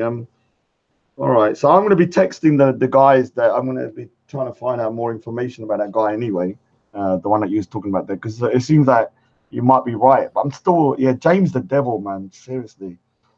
James, is that really you, or have they socked you with some demon? Rod, you just don't listen to me. That's the problem. I've been telling you this stuff. I do listen to you, which is why I hate you. We're destined to fail, right? You know that. No. I listen to you, Dad, which is why I hate you. You do understand? I've always said I hated you. I You know. do my head in. I know. But you're like one of those kind of tumors that I can't get rid of, like AIDS or something. Well, you can like, get rid of it. You can just ask me to well, go. I can't really, because you're like a necessary evil. No, you could just ask me to leave. I am a pleasant chap. I would just leave. No, but I No, like James, to have you're gonna miss him. I like to have differing views. We're But not you seem to really. have gone, dude. But the thing is, I like to have different views just to hear how crazy someone might go. But I think something has happened with you. Like maybe you've had like the invasion of the body snatchers or something. Like you wasn't as crazy as this like a little while ago. Because I don't understand what your game plan is or what you expected me to do in the situation that I was put in. You haven't given me no alternatives apart from me having to bring Sikhs down. But your alternative was me to bring Sikhs down and for the Sikhs to Yeah, but I don't understand. Sikh. Look, we're going to have this same bloody argument again. I don't understand. One time you turned up with some great Sikhs that were really. I mean, no one was going to bully you with those Sikhs there. They were really nice dudes, and no one's going to fuck with those guys because they knew their shit. Look at how much controversy you caused, James, in that conversation. Yes, but do you know what? That was great because that was proof of just how great they were. That we were able to sit there and have that conversation, and they didn't get heated. They dealt with my questions. They were really good guys. What's wrong with that? Yeah, but what I'm trying to explain to you is they're not the people that phone me. They're not going to come down to support me because they got families, they got work.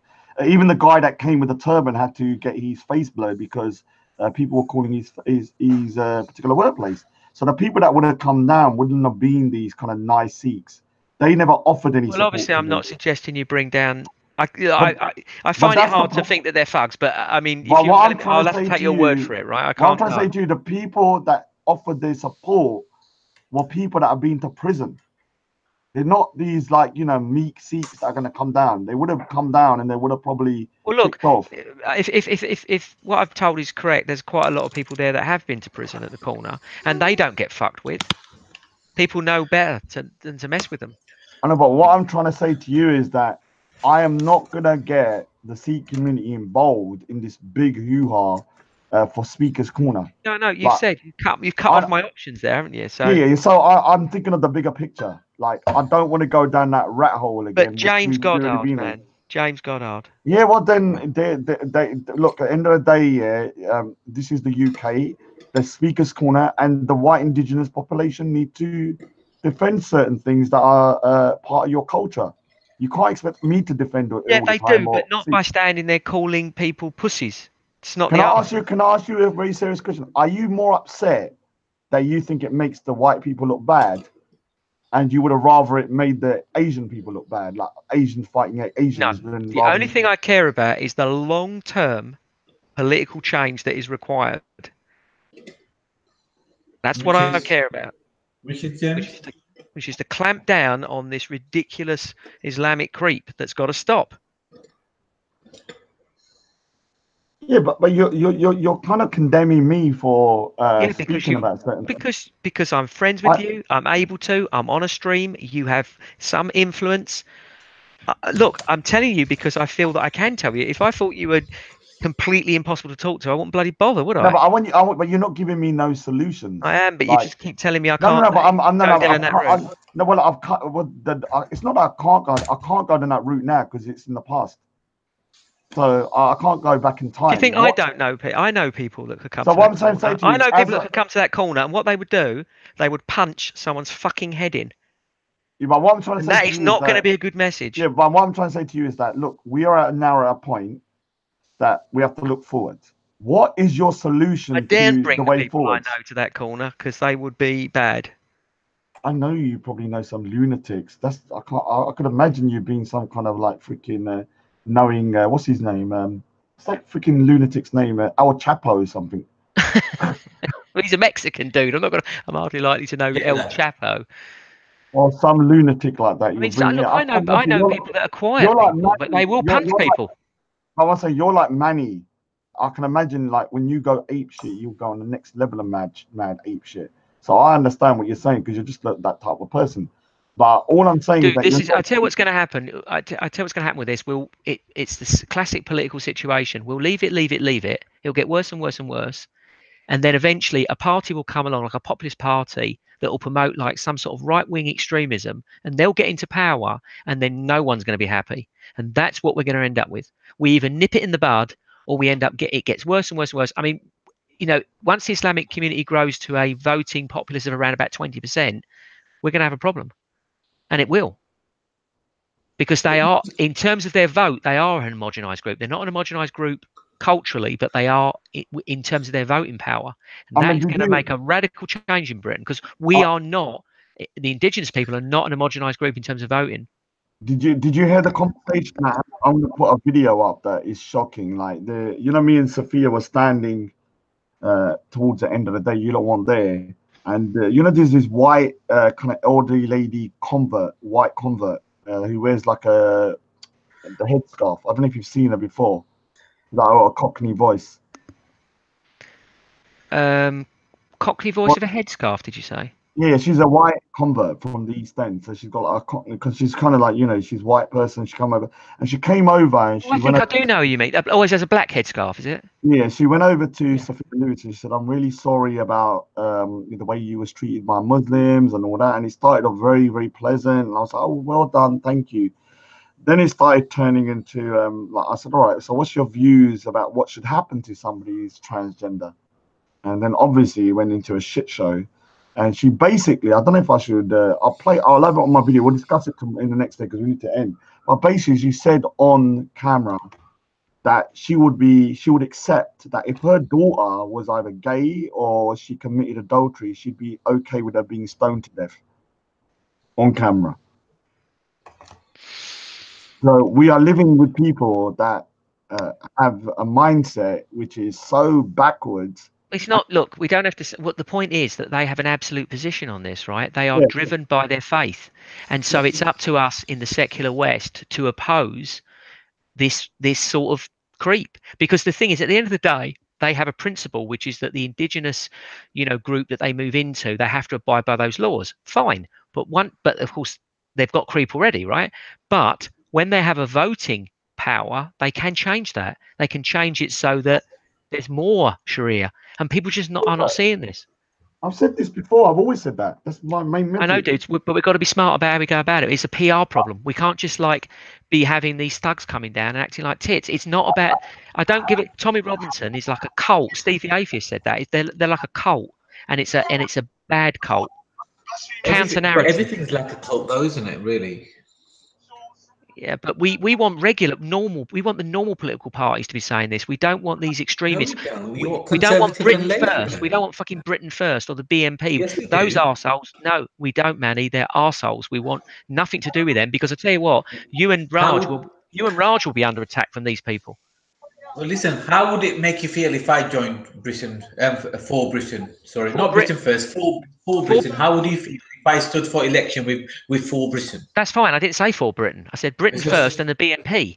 No, I don't like Britain first either. So that's not what I mean. BNP, obviously, nobody likes BNP anymore. Right. But we're talking about UKIP and for Britain. What if Raj stood for UKIP and I stood for Britain? Right. For Britain, I would say I don't know too much about them, but she was an ex-Labour MP, wasn't she, or an ex-Labour councillor of some kind, Anne-Marie Walters. So I would say she's more likely to have her head screwed on than these other groups. Now, UKIP, I mean, I don't know what's happening to UKIP, but as I say, they are pushing quite an extreme right-wing narrative. It's hidden underneath this Brexit stuff, but if you drill into it, they're more right-wing than the Tories, and that's something I don't want to see. Would you vote for me, James? Depends what your policy is and whether I trust you or not. Okay. People are saying that you're incredibly naive. I took my headphones off for a second. So what did you say that James has triggered so many people? Something about India. What did you say? He said No, nothing. He hasn't said anything about India. James is James is being James, and James is taking the opposite view. The thing with James that everybody needs to understand is like James is that type of intellectual mind that he will stand on the opposite side of of the riverbank and take that side just to No, but challenge. we're not doing that here, are we? I'm on the same side as you, but you're just doing it wrong. That's what I'm saying. Can I just quickly just play a little bit of just literally 30 seconds of this lady condoning the death penalty and the daughter standing right next to her. So this is a Muslim woman that's speaking, and it's me speaking to her with Sophia Lewis. I'll put the video up later. I can't bother to show it now, but listen to this. Does that seem moral to you? Okay. But you agree with the system of Sharia? Care about my sister, what I think. It does, because you're a human being. Worshipping yourself. You care about what No, you but think, I don't. not No, what but I you don't think. go around wanting to kill people. I don't want to kill anybody. I think maybe I don't wanna going kill out and like anybody. saying a swear I word don't once in a wanna- I don't while wanna is kill a little bit anybody. different from putting someone in a I hole don't and want to kill stoning them to anybody. death. I don't want to kill Well, anybody. you just said that you support Sharia and you support the death penalty for adulterers. In a Muslim land, of course I'm going to support Sharia, because at the end of the day, I believe. So you support the death penalty for blasphemers, apostates, I don't know about homosexuals. blasphemy. I don't know enough. Does that sound moral to you? I don't know enough about blasphemy. I'm asking you a simple question. Does it sound moral to you? No, I'm asking you a question. Forget your Muslim hat. Does it seem moral to you as a human being to accept death penalties? No. I'm asking you. You are a human being as well. You're not just a robot. So, hold on. So opinion. Do you think it's? My opinion is what the Creator says. So you're okay with the death penalty for all of these particular acts, like homosexuality, adultery?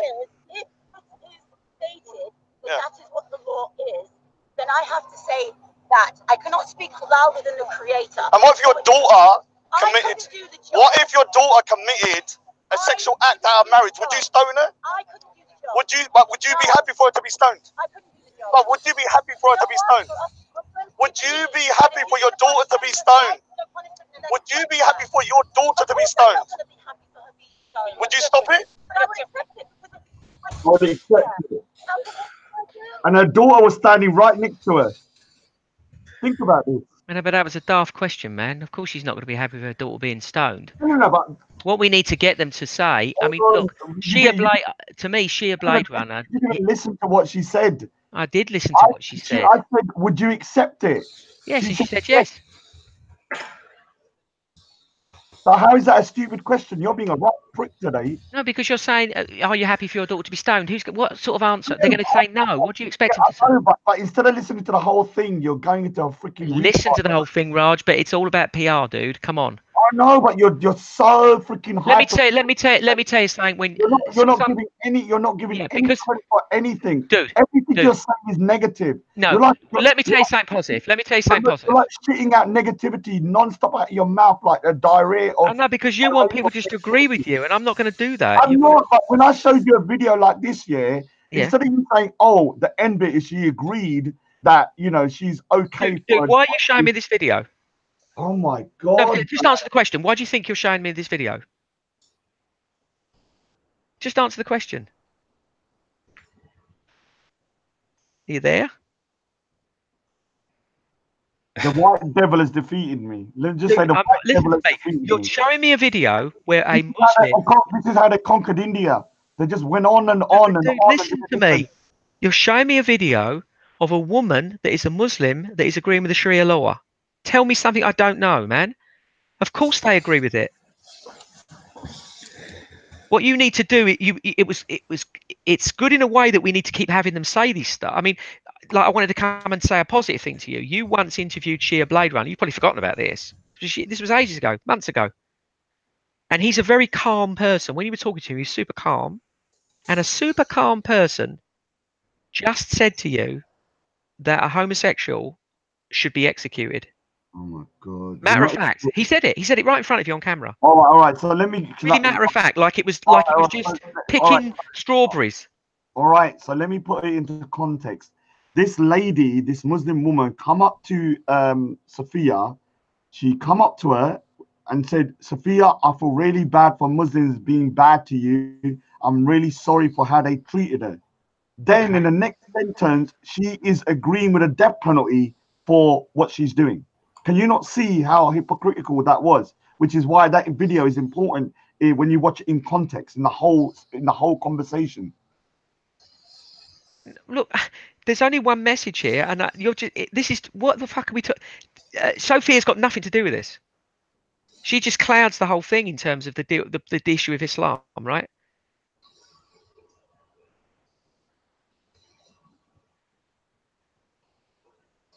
because there's a lot of white people that have issues with transgender as well. Well, I mean, Manny does as well, and he's not white, and I have an issue with it. So we've got it. So you're just clouding it by bringing her into it. It's like, what are they saying? Are they promoting transgenderism?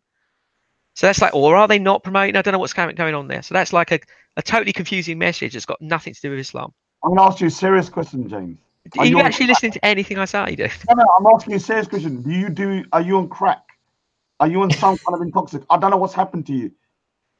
You're in this. You're just here to argue. For no other reason, just to argue. For no reason, even though I've given you loads of reasons. I've given you loads of reasons, but you don't listen. What I'm doing here? I feel like putting my like the video on to show me with my hands with my head in my hands.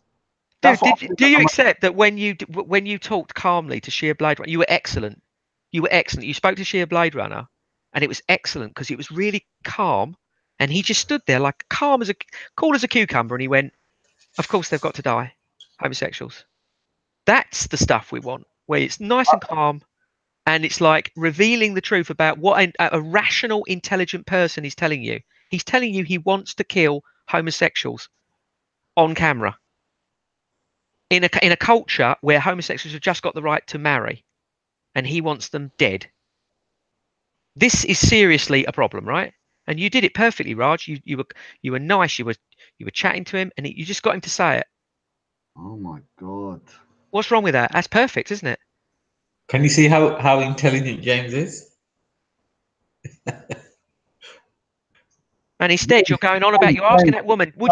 Do you want your daughter? If you'd have just rationally had a nice conversation with you, she would have just said to you, "Cool as a cucumber." She'd have just said, "People should be stoned." She would have talked about the blasphemy laws. All right, so let me say something. I shouldn't have played that because I didn't realize you're going to be a full-on retard today, out of context. I thought you're going to be a normal human being. Manny, can you beat his head in at Facebook? What I'm going to do, I'm going to put the video up and we'll watch the video in full next time, so you can watch the whole context of this Muslim woman coming over to Sophia, telling Sophia she thought she was disgusted with the way she was treated, and then in the other sentence agreeing with a death penalty for what Sophia is. Yes, but the shouting stuff I didn't want, and asking her about her daughter. God, man. It's just a PR job, dude. It's not difficult, and you've got the power to do it as well. God, man. You've become you're like a cult now, and it's the ego's got to you. Let me ask you something. Are you saying that I've got more responsibility in my head than I think I have?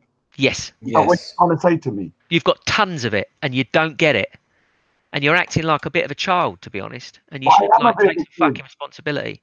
I am a bit of a kid. Well, Well, we're telling you, don't behave like a kid. But that's what makes me who I am. No, fuck that shit. That's just you buying into the voices in your head, effectively. I'm not saying you're mad.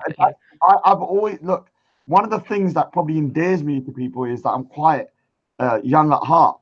That's what makes me. But are you trying to tell me then? All right, so let me try and rationalize what you're trying to say now, because and you're the closet gay. Yeah, I think I'm understanding what you're saying now. You're saying that I have more responsibility because I don't think I have this much of a response. I think you're probably, for you think I have more influence and more kind of more of a responsibility than I probably think I have. Is that correct? Absolutely, but the thing is, Raj, I'm actually right and you're not. Yeah, but I try not to look when I don't care how you look at it. I'm telling you that you have more responsibility. A lot of people like you and watch you, and you're very good at delivering a message. But when you go full retard, as you like to say, you're not getting your message across, in my view. All right, I'm going to give you a little bit of a crumb of like happiness. So just take this before you're not getting no more. Yeah. There was a transgender lady. Yeah. She told me I was too aggressive with her. There was another transgender lady standing there, and we went to think she said, "Raj, you was too aggressive with her." Yeah, because you're diluting the message. You want them to be aggressive, and you want to be super calm. So yeah, she said that. So obviously, and I'm glad a transgender's confirmed what I already know for me. So what I tried to explain to her is that I hear this all the time with Muslims trying to be civil and then propagating the death penalty for things that I think are just misdemeanor things. And yeah, obviously I'm a human being, and I kind of reacted, and even I felt bad towards her. I have to admit I did, because I was looking at it, I was like, all right, but I was just so sick and tired of the bullshit. I was like, just tell me what your real beliefs are. The thing is, Raj, look, let me give you another example. You made a big fucking deal out of the Jedi thing, right? I don't He bring Jedi in it, bigger bellies in there. He's gonna start snitching. let me listen. Just listen to me on this, right? He looked bad, dude, not you. He did. So it was a win there. You see what I'm saying? But you made a big deal. You made it all about, oh, he did this and to me, and you don't need to say anything. Everybody saw what he did, and he exposed himself. And every time he does it, he exposes himself. Yeah, but the thing is, like, The I'm trouble not. when Tan started saying the shit to Jedi that he did, it's now muddied the waters because Tan's saying racist shit, right? Bigger bellies in the house. He's snitching. He's right But you now. understand my point. When Tan said those racist things to Jedi, he muddied the waters because now it just looks like, oh, well, he's a racist and Jedi's this and Jedi's got every right. And I agree, Well, Jedi's got every right. what did I say to Jedi that was so Say anything. unacceptable? You didn't say anything, dude. You just stood there and he came over and bullied you. And wasn't that? Don't you think that was a good tactic for me? Yes. I know, But what did I do wrong? Because you're criticizing me now. no, I'm not. I'm saying Oh, it's not, all right. you're not seeing the benefit of the simplicity of what you did. You were going on about you made a big deal. You didn't need to make a big deal out of it. You just exposed him, dude, and that was all. That was it. It was a win. But you turned it into like almost as if you'd lost. You hadn't lost. You'd won. Yeah, but you have to understand the reason why I thought it was a loss, because I didn't plan to do that out of my own free will. The reason I didn't say nothing was because the police told me if it escalates, I'm going to be removed from the speaker's corner.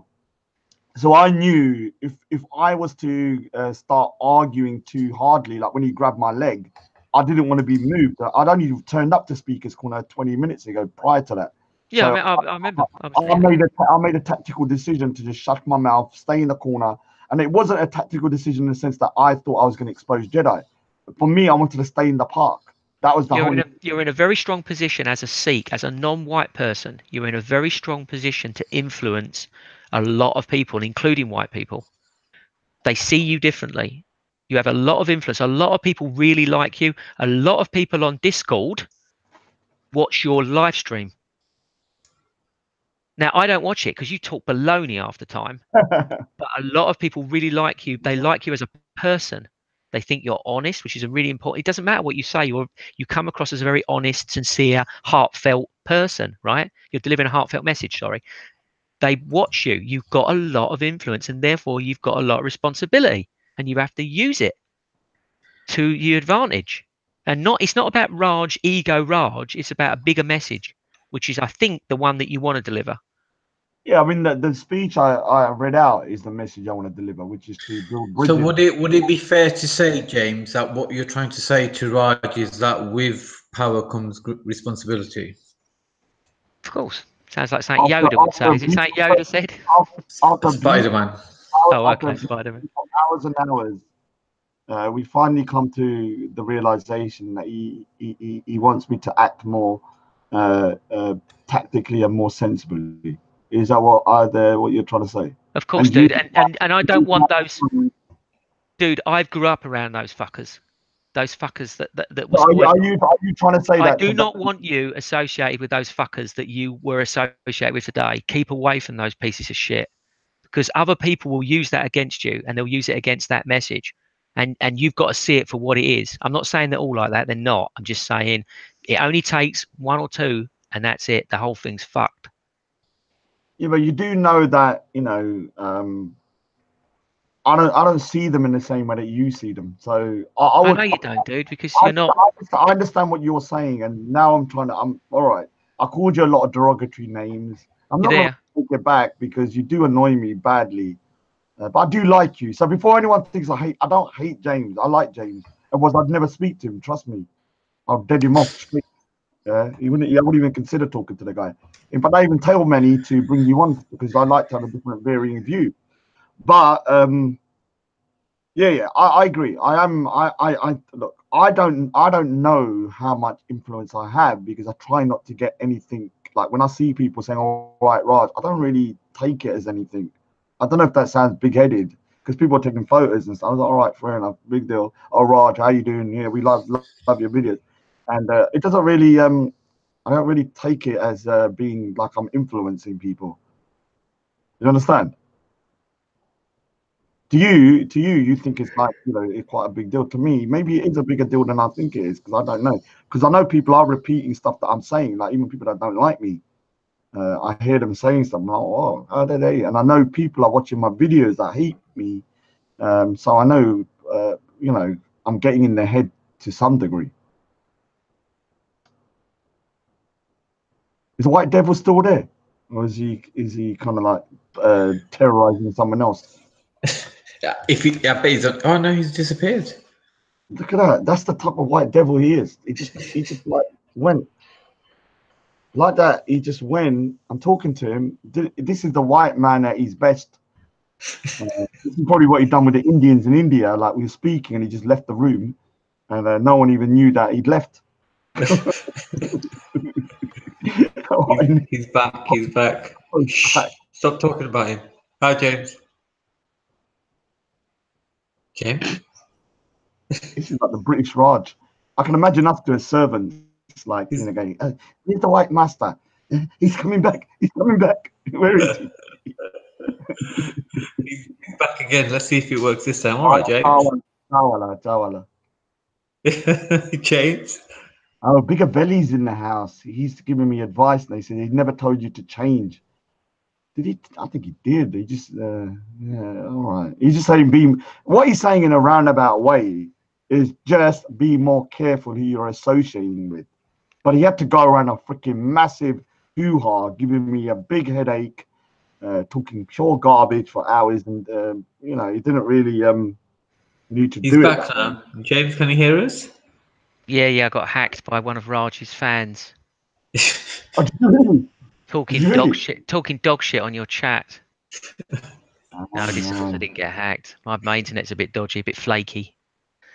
All right. I always say Jedi's bullied with net connection. So are you saying that you want me to now become sensible and not be kind of like a big kid?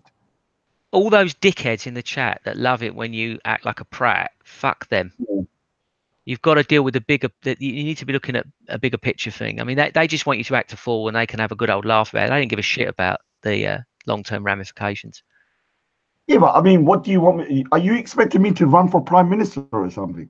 Are you doing are you doing a Manchurian candidate kind of thing? You're getting a lot of support, man. There's no reason why you shouldn't be able to have like a position, like not, why not? Good do. Dude, I kind of I'm kind of like shocked at how much you think of me. Oh, well done. He was all that abuse. He's actually bigging me up. Yeah, well, it's not. I mean, it's got, at the end of the day, it's got to work, right? Whatever works, works. You've got a lot of people. You've said to me that in the Sikh community, you get a lot of support. Yeah, I mean, in the sense that what I have going for me is obviously I have my artwork, which is I have a different persona, obviously, called particular Dude, look. And so what happens? Even if people don't like me, when I show them a single drawing, I just show them 2 drawings. Is that you? And then they say, I got that on my phone, and straight away the views from them change. But I do have 95% of the times when I'm going somewhere and there's a lot of Sikhs, it's all positive. But I mean, my experience of Sikhs is that they support the British, they support the British culture and the British values. Yeah, so that's what I'm saying. 95% of the people that I meet when I'm going to, because only time I'm going to be honest here, only time I really meet Sikh people, and before Sikhs go mad, is when I exhibit my artwork. I tend not to do the normal kind of weddings or family functions. That's another power that you have, dude, that people like. Yeah, it is a different power, because I can't get influenced by the Sikh community either. That's why I said in my speech that the Sikh community can't influence me either. The thing is, you're getting what's happened at the Are you saying that I need to up my game to a next level now? Of course. Like power up. Of course. Level up. Yeah. Exactly that. Yeah, come up to our level, Raj. Hey, you're mad. You like got a dwelling turds, man. Well, you don't have to be up at my level. I've got no influence whatsoever fucking ever, but that you have. Yeah, but the thing is, like, I'm going to be honest with you. I don't want to say this online, man, but freaking hell.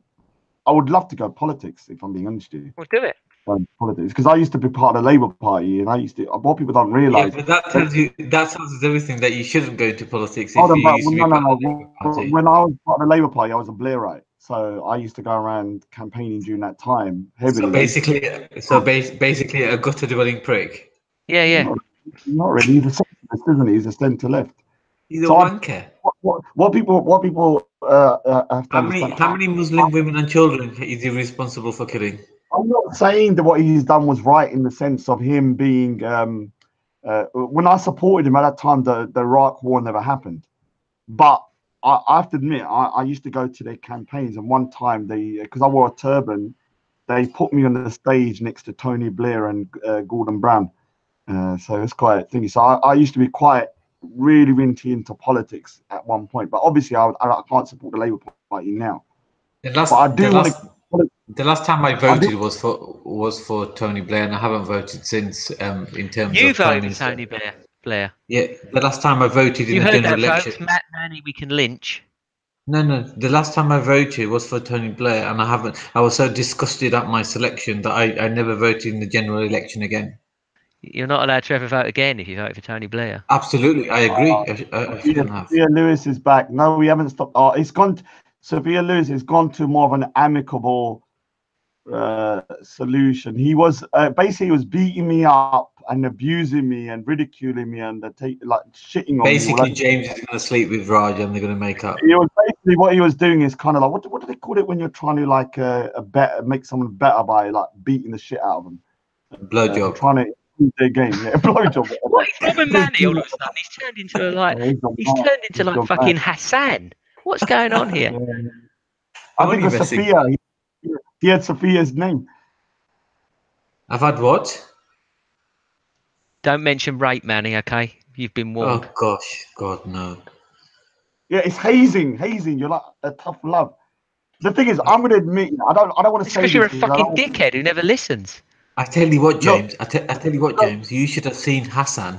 Now that he's having regular sex, he's like, how can I say he's like such a calm, he's such a relaxed, happy person. Well, is it regular sex or is it a distinct lack of crack? Well, I think it is the emptying of the sack. The empty of the. It's so weird. Manny, He looked like seriously. Manny's tipped the scales in the opposite direction. It's like somebody had released like a whole lot of kind of like testosterone out of him. It was all gone. I did see him in one video, and he did look very calm. I'm going to be honest with you. Sorry, Hassan, if you're listening. I felt so sick looking at you. Like I was revolted.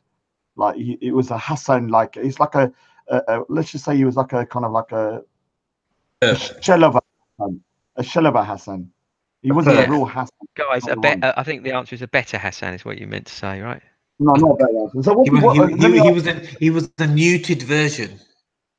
So, all right, James, what do you want for you? Because I don't understand what you think I am capable. What do you think What do you think I could do that you think? You could become an artist. Well, it's very simple, Raj. You can influence people to vote correctly. Vote for me. Vote for Manny Sinder. No, fuck Manny Sinder because he's going to screw us all over. So don't vote for Manny Sinder. What? How can he say that? He's now revealed himself as a Blairite, so we can't. No, I said I made the mistake of voting for Blairite. Why are you having a go at Raj? He was a Labourist. I know, I'm teasing you, Manny. Obviously, the position with Iraq is a disaster and one of the worst mistakes that he's done. There's no doubt about that. And I'm going to personally hold Manny accountable for that now. But what I'm saying to you is that there's no political parties that I support. What about for Britain? Dude, I'm in the same boat. I'm in exactly the same boat as you. Anne-Marie Waters, and let me tell you something. I can't describe. She's very honest, but she hasn't got the what I call likability factor. No, she hasn't. You're right. When I met her, I kind of was like, all right, you're talking sense, but it's hard to like you. When it comes to Jared Batten, what's the guy from UKIP? Yeah, Batten. I can't trust him. He's like Manny, that with a pretty eyelashes. No, he's not like Manny. He's a slimy piece of fuck, is what he is. Look, so what I'm saying is like Manny, like the way he gets Thanks, James. That's all right, Manny. big You owe me one. with big eyelashes. I don't know. The story is this, just so I'm going to say it again, so people understand. I was at the Day for Freedom march. I was talking to him for 5 minutes about politics, and a beautiful woman come over. He stopped the conversation, didn't say sorry, Raj, I want to speak to you in a minute. Left the conversation mid-sentence and never spoke to me again. Who? And I walked past him like Jared Batten. So I can't trust a man that is so easily influenced by big eyelashes. Like, she was a You're pretty... influenced by big eyelashes. You keep mentioning them. The reason why I mention them is because by me mentioning something, it protects me against me doing the stupid mistakes you do. What do you mean, me? Yeah, because you do know that video. Have you heard the video of you, Saeeda, saying that Dude, you were bullying? I'm bullying her, and that's what you said. That You are a little bit. I'm giving you the opportunity to stop it. I'm not stopping it. I know. That's why All I right, called it. That's why I called it an opportunity. But dude, Raj, you said you were going to go to the next level. So the eyelashes thing, just drop it. You know, that's what we're talking about. You Yeah, can't but run. this You is the can't run for. problem. You can't run for a political position going, "Hiya, No, Raj." I'm not running for any political No, but I'm position. saying though, if you want to, you know, be a little bit No, smarter about what you're doing, drop the crap. I want to support a party, and if it means me campaigning for them, like knocking on doors, I'll do it because I did it for Labour. I've had a lot of experience doing that. But I it mean, doesn't mean you I can't. want The mainstream parties are wankers, aren't they? We're all Yeah, in agreement about that. I can't support Labour. I mean, I'm supporting my local councillor because obviously You've got a dwelling prick. No, I know him, and he's married to a Sikh lady. He comes around my family. He's a white guy. He's married to a Sikh woman. He comes and goes, "Sat Sri Akal." He speaks Punjabi to my mum. My mum loves him now. So I have to help him just to please my mum. Obviously, I do everything for my mum. But other than that, I wouldn't support Labour while Jeremy Corbyn's in position ever. He needs to totally get out of them and need to readjust themselves. Conservatives, I'd never support them. Liberal Democrats are pricks. Even in real life, they're pricks. So anybody that knows Liberal Democrats, try to campaign against them. They're the worst type of politicians. I mean, Why don't you stand as an independent? No, but I don't want it. I don't think what you lot are giving me, trying to make like an option where I've never even thought about. What I'm saying is, Let me make it very clear to you. You're not going to make it. You're not going to make it by yourself. You need me and James there taking. No, but I'm trying to say to you, you are me like some Mancunian candidate, like you're like a green.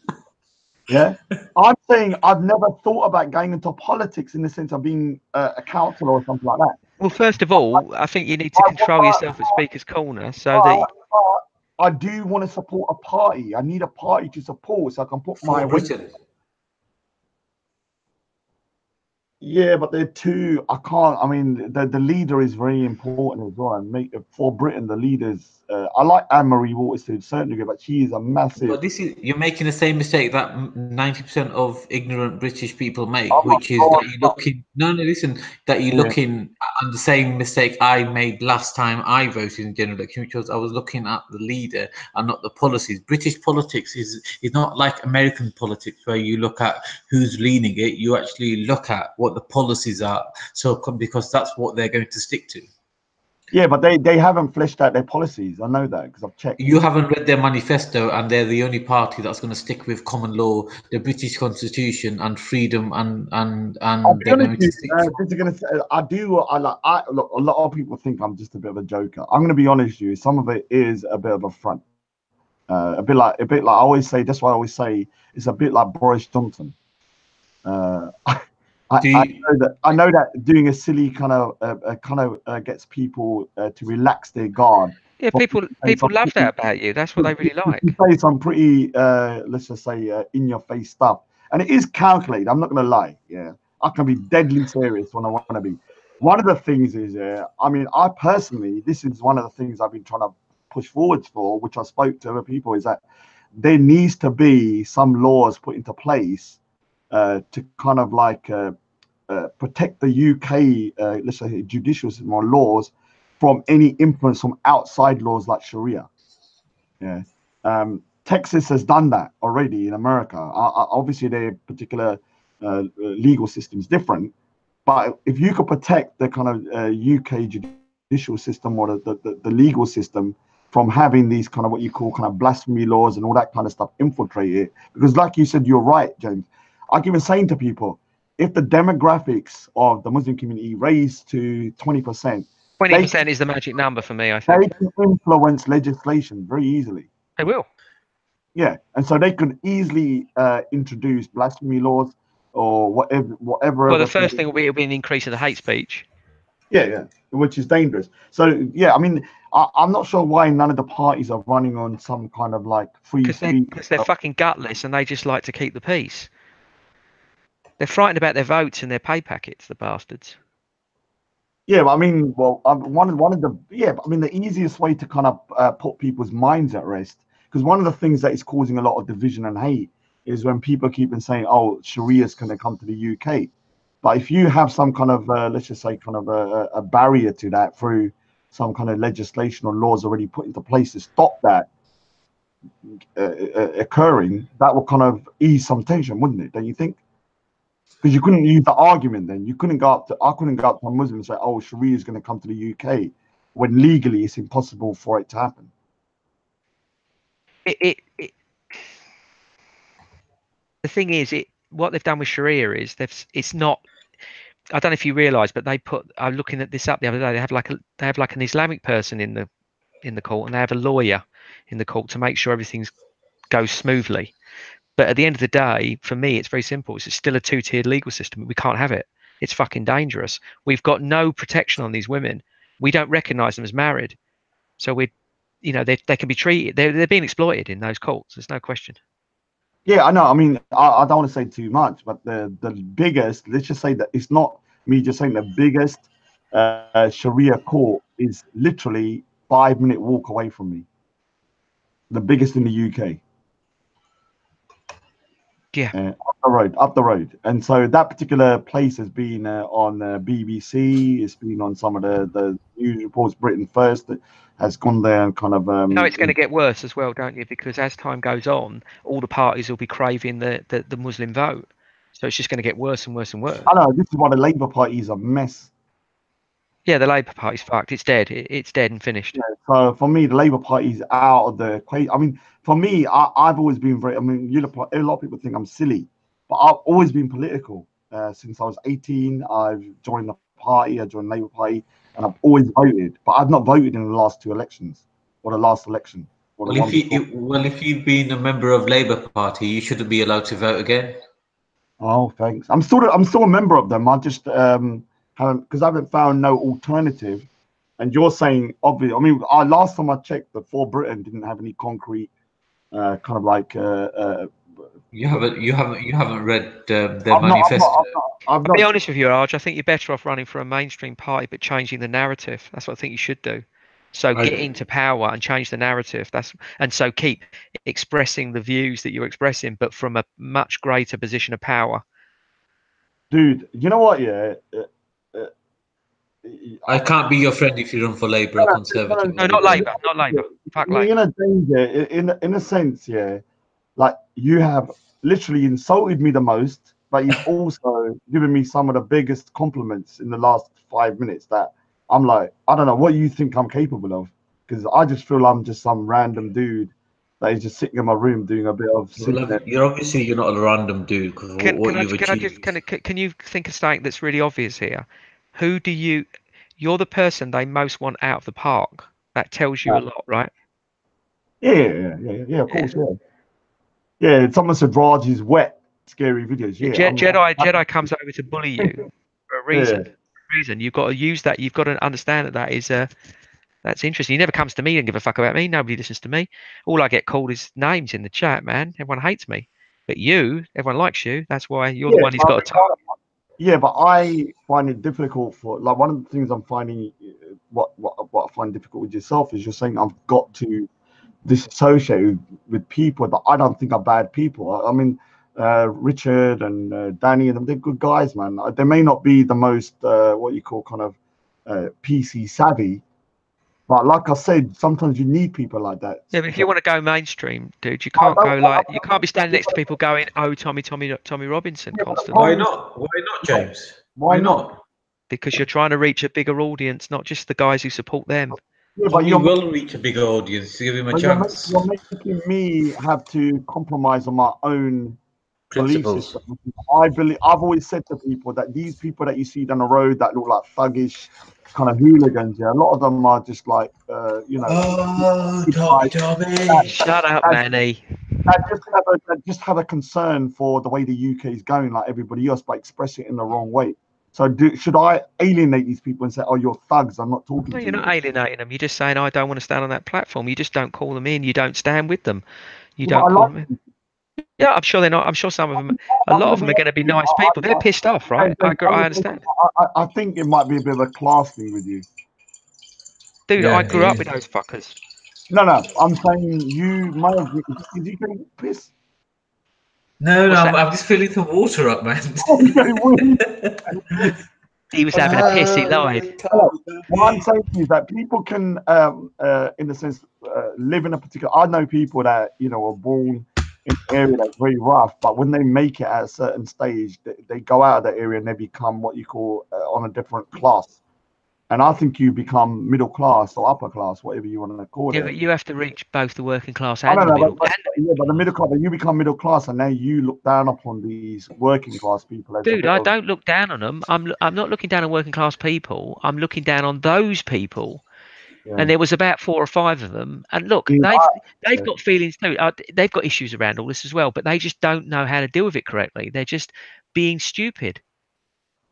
Yeah, That's I'm not all it going to is. say. I've said it before, and I'm going to say it again. Anybody that's listening from the FLA, DFLA, and all of these parties, all of these organizations, you've got to stop with the F Allah, Muhammad is a pedo, and all of this bullshit, because all it does is just make you look like idiots. I'm sick and tired of that freaking stuff. Exactly. See, there you go. So you've been agreeing with me all along. No, I've always said that though. I've never not said that.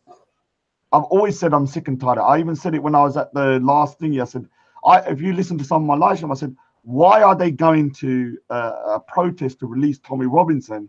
But the whole of the event is about anti-Islam. Do you know what? Can I say something to you that it's going to shock you? Hassan's going to be angry with me now. Mm. But he came up to me a few weeks ago and he said, some of that stuff you're saying, I think you're right. So he's been looking at it and going, I think you've got a point here.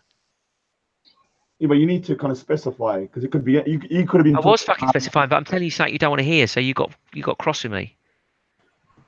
I got cross with you. Yeah, just back then you got cross with me because you think I'm saying something else, and you get and the people in the chat do as well. So they're getting all fucking stupid and bent out of shape. Yes, I know. But one of the things I understand what you're saying. These people are not Helping. They're not helping. They're not a good look in the sense that what they're doing is even today wasn't the way I planned it. I need to clarify something. The plan was not for James Goddard to come down, Danny Tomo, or the guy that's the Jewish guy. I never even knew they were coming down. I just was told it was going to be. I didn't even know they were going to do a speech. All I was in contact with Richard Inman, and he said the Veterans Fought Against Terrorism are coming down. So my whole kind of perception of this particular event was going to be more of a subdued event. Yeah. Obviously, when they came down with other people, and it went in a different way. But I still think it went relatively well, considering the people that were there. I can't. The thing is, James, here, it's not that I can't. I refuse to disassociate myself from those people. To me, they're my people as well. Like, I don't think you understand. Look, dude, look, you are British. Don't be thinking that anyone thinks you're not British, because they can go fuck themselves. No, but what I'm trying to say, not British. I'm trying to say you're no, looking I at. am saying it, not you. I am No, saying it. You said it earlier. you're looking at class though. You're looking at them as thugs. But what I'm No, I'm not. I'm looking. Look, dude, the ICF, which was like the hooligan group for West Ham United, my club, they were being run, if the documentaries were true, by judges and middle class people who enjoyed a good, a bit of a scrap. So it's not about class. Some people just like fighting; they enjoy it. I know, but you're looking at them in a very simplistic way. Did you see the Muslims that were baiting? The Muslims that were baiting, they were enjoying it, man. They were enjoying the fact that these people were. Hold on. You got to give them a bit of credit. They could have come down the week after and busted some heads up. Yeah. They could have come down today to 500 man, 450 men strong, and busted the park up. They didn't. They came down and just gave a little bit of aggression, said a few silly things. I cannot push them under the bus here because these guys are people that have supported me. They were the only people that rang me up after the Well, let me give you an example. What I'm trying to say to you is that these people that you may see as kind of I don't know, a little bit uncouth and maybe not the best representation are people that I get on with on the individual level, and I like as people. They may not be the most refined individuals, but sometimes those are not the people that you need all the time. I know, but dude, I know. Look, I'm friends with people like that. I know people like that. You just don't want to bring them to that kind of party, right? It's a problem. It's just not, doesn't look good. They have every right to go and protest. I'm not looking down on them. I grew up with those people. I have friends that are like that. Look, I'm going to be honest. I do think you're sort of looking down upon them. Well, it does look. Even that is bad PR, right? To say that because I'm not. I'm just saying. You're saying to me, I need to associate myself with people that are more refined and can behave in a particular way. What I'm saying to you, these people have a right to be upset. And maybe they're not behaving in the most appropriate way, but they need a voice to speak. Why can they not come to Speaker's Corner after 4 weeks of biting their tongue? Dude, look. Obviously, they wanted to come down straight away. Yeah, let them come down, dude. But you don't have to be on a bloody. You look like alt-right. You were standing on a platform while the Muslims and them were screaming at each other. But I am on the right in terms of that. So you're not alt-right, dude, are you? Guys, can we just end it here? But I just want to play. I've got an early start tomorrow, but I just want to play something for James. Is that okay, James? Yeah, of course you can. I hope it isn't the Terminator music. Tommy.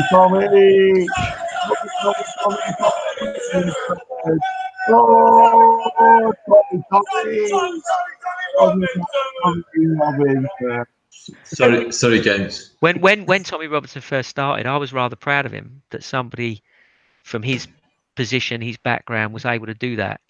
And I still am. I still admire him to a degree, but he's become a cult now, and it's a problem because a lot of people don't like it. No, I did say that. I've said it to people. This is why I said in my speech, no one can control me, not Tommy Robinson, not Richard Inman, not the DFLA, not the FLA.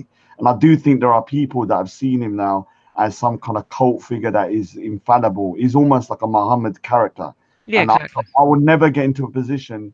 I mean, I'm telling you, Hassan was like that with Tan, and he was like that with Tommy Robinson. I said to him, look, you can criticize someone, but still support them. In fact, I want to tell you something really important, right? I'm telling you about the James Goddard. Well, funnily enough, James Goddard experienced exactly the same problem because he allied himself with Tan.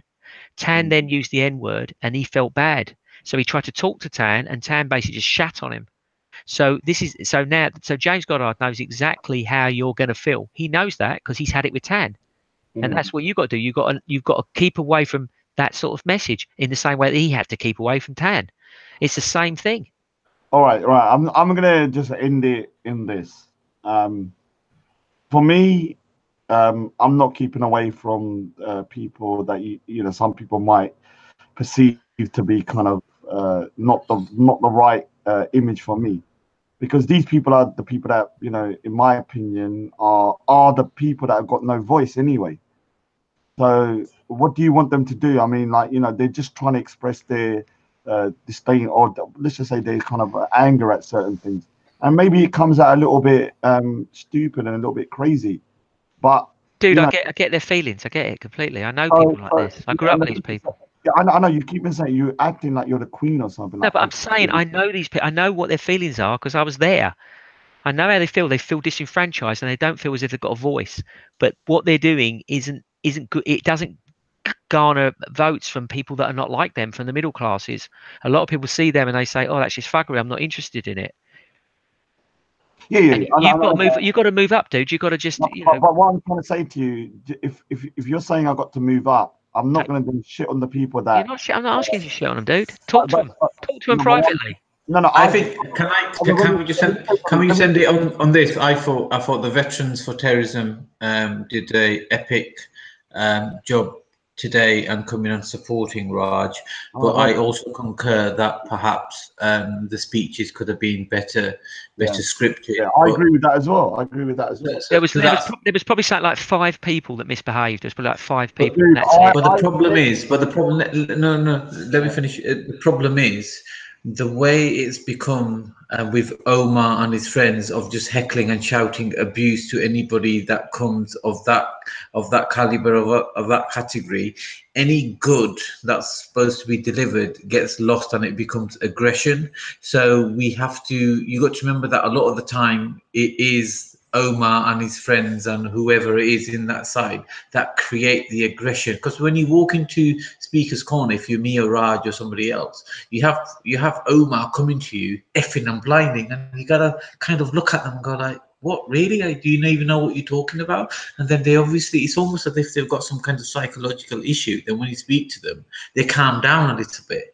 And they do that to everybody. Omar nearly got arrested today and he got himself into a lot of trouble. So we have to have a look at, first and foremost, if somebody comes to Speaker's Corner, are they being allowed to speak? And the answer to that is a categoric no. That's exactly what happened. So we can't kind of create this fictional level playing field unless everybody is playing according to the rules. That's my view. Yeah, all right, and we'll end it on that. All right, James, I called you a lot of terrible names. It doesn't matter, dude. It doesn't bother No, me. but I was going to say I'll stick by them. In fact, I'll double down. Raj, I mean, I was going to say, James, can you get off that flipping messenger thing and do some bloody work? Something's happened to We you. have meetings, dude, and we'll talk about that offline. Dude, something's happened to you. I think that the Discord thing has driven you insane or something. It has. It's something's gone doolally. Anyway, I'm going to end the live stream here and we can carry on if we want to. Thanks, guys. Thanks for tuning in. Anyway.